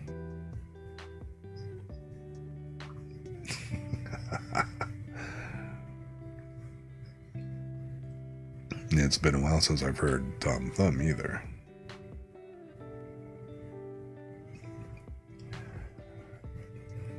Let's see here. Shall we do one last one for the night?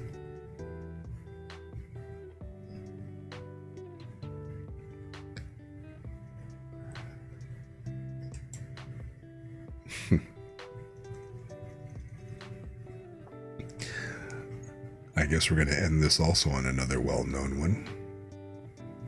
You're nodding off. Mission complete. Well, then let me read this one to you as you nod off and go to bed.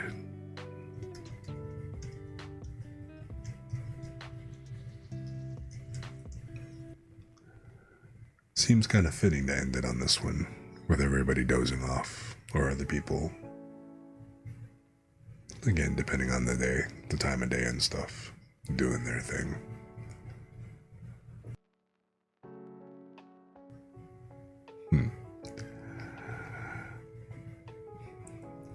You're very welcome. Thank you for hanging out, and thank everybody else for hanging out. So we're going to go ahead and finish this off with Rumpelstiltskin.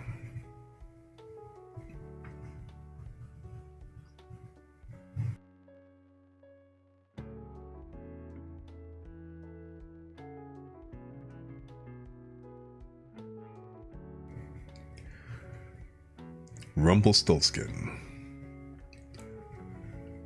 By the side of a wood, in a country a long way off, ran a fine stream of water, and upon the stream there stood a mill.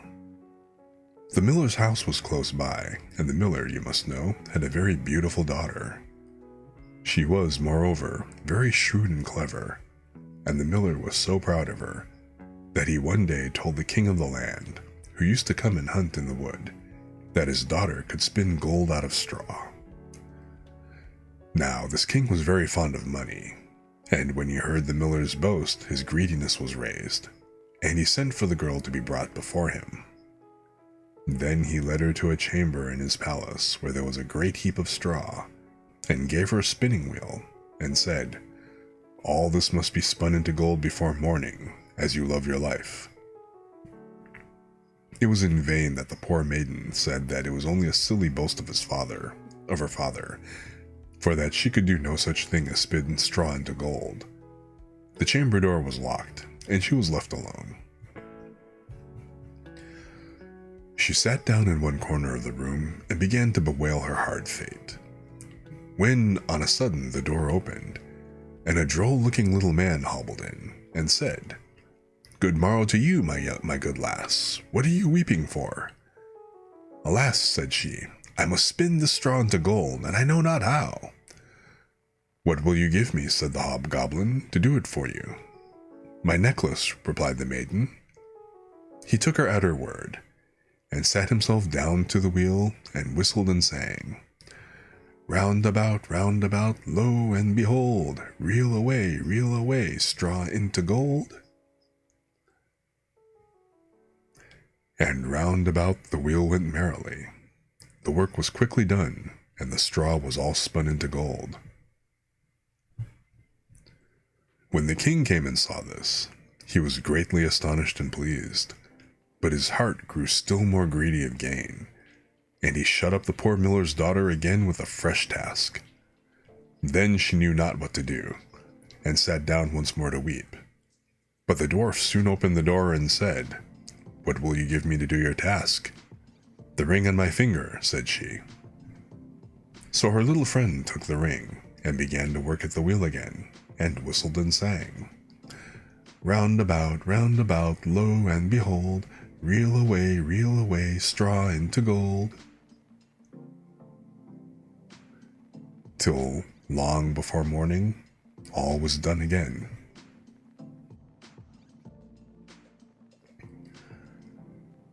The king was greatly delighted to see that all this great glittering treasure, but still he had not enough. So he took the miller's daughter to a yet larger heap, and said, "All this must be spun tonight, and if it is, you shall be my queen." As soon as she was alone, the dwarf came in and said, "What will you give me to spin gold for you this third time?" "I have..." Excuse me one sec.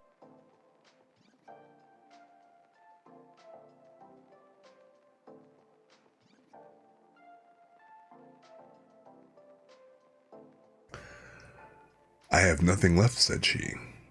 "Then say you will give me," said the little man, "the first little child that you may have when you are queen."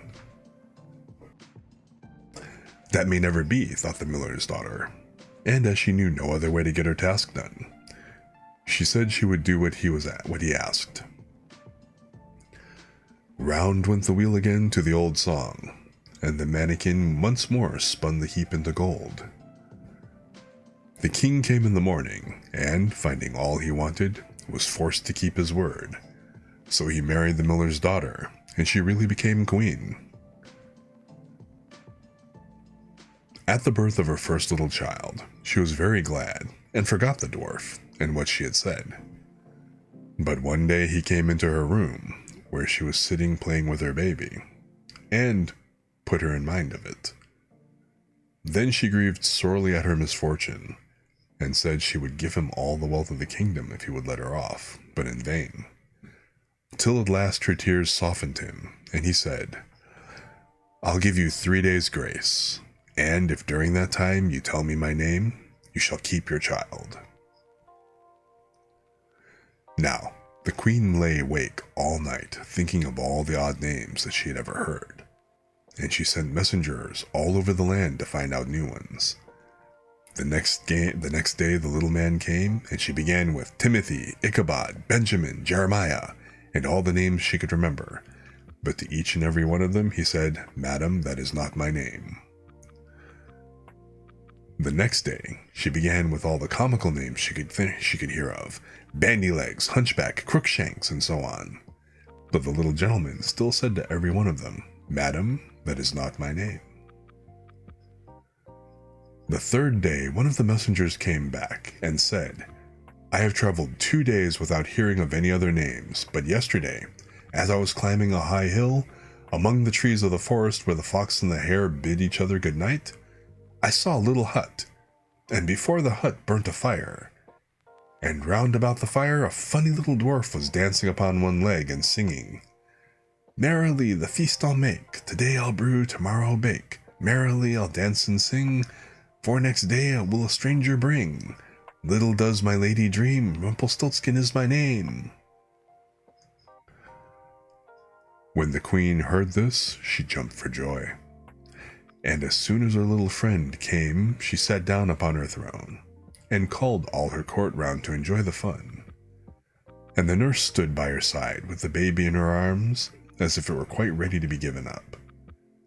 Then the little man began to chuckle at the thought of having the poor child to take home with him to his hut in the woods, and he cried out, "Now, lady, what is my name?" "Is it John?" asked she. "No, madam." "Is it Tom?" "No, madam." "Is it Jemmy?" "It is not." "Can your name be Rumpelstiltskin?" said the lady slyly. "Some witch told you that! Some witch told you that!" cried the little man, and dashed his right foot in a rage so deep into the floor that he was forced to lay hold of it with both hands to pull it out. Then he made the best of his way off, while the nurse laughed and the baby crowed, and all the court jeered at him for having had so much trouble for nothing, and said, "We wish you a very good morning and a merry feast, Mr. Rumpelstiltskin."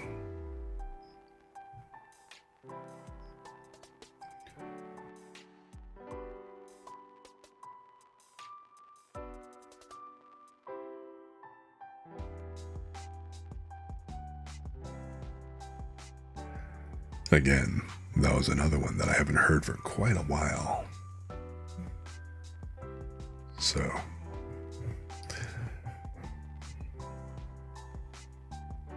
yeah, we've actually covered a whole lot of Grimm fairy tales over the last 3+ hours. So, how are you guys feeling? Hopefully you enjoyed us. I am gonna go ahead and call it with this because my voice is clearly done for the night.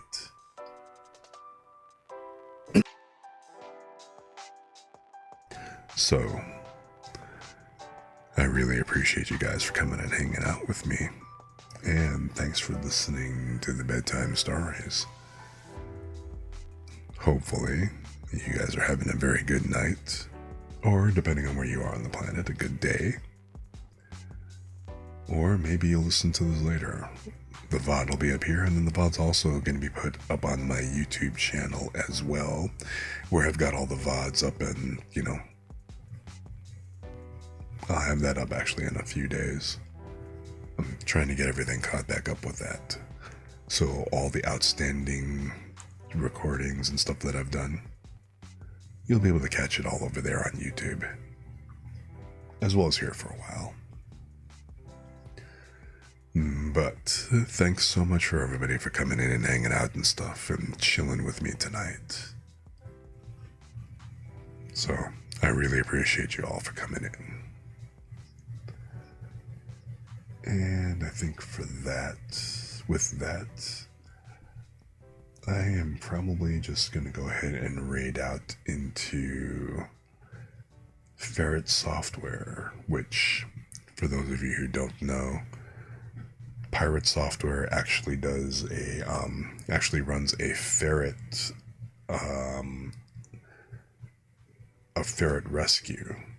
And he's got a number of ferrets now, and basically everything gets paid for with their own channel and the advertising on that channel. So I think it's a good thing to kind of kick off for the rest of the night. Something nice and easy and quiet and nice and chill. So again, thanks so much for hanging out with me tonight, and I will see you guys again. I am not going to be streaming on Saturday because I've got a couple of family issues that I'm dealing with over this weekend. So I will see you again next week, either on, probably on Tuesday, but again, most definitely we'll be reading again on Thursday. So until then, stay chill, take it easy, have a good night.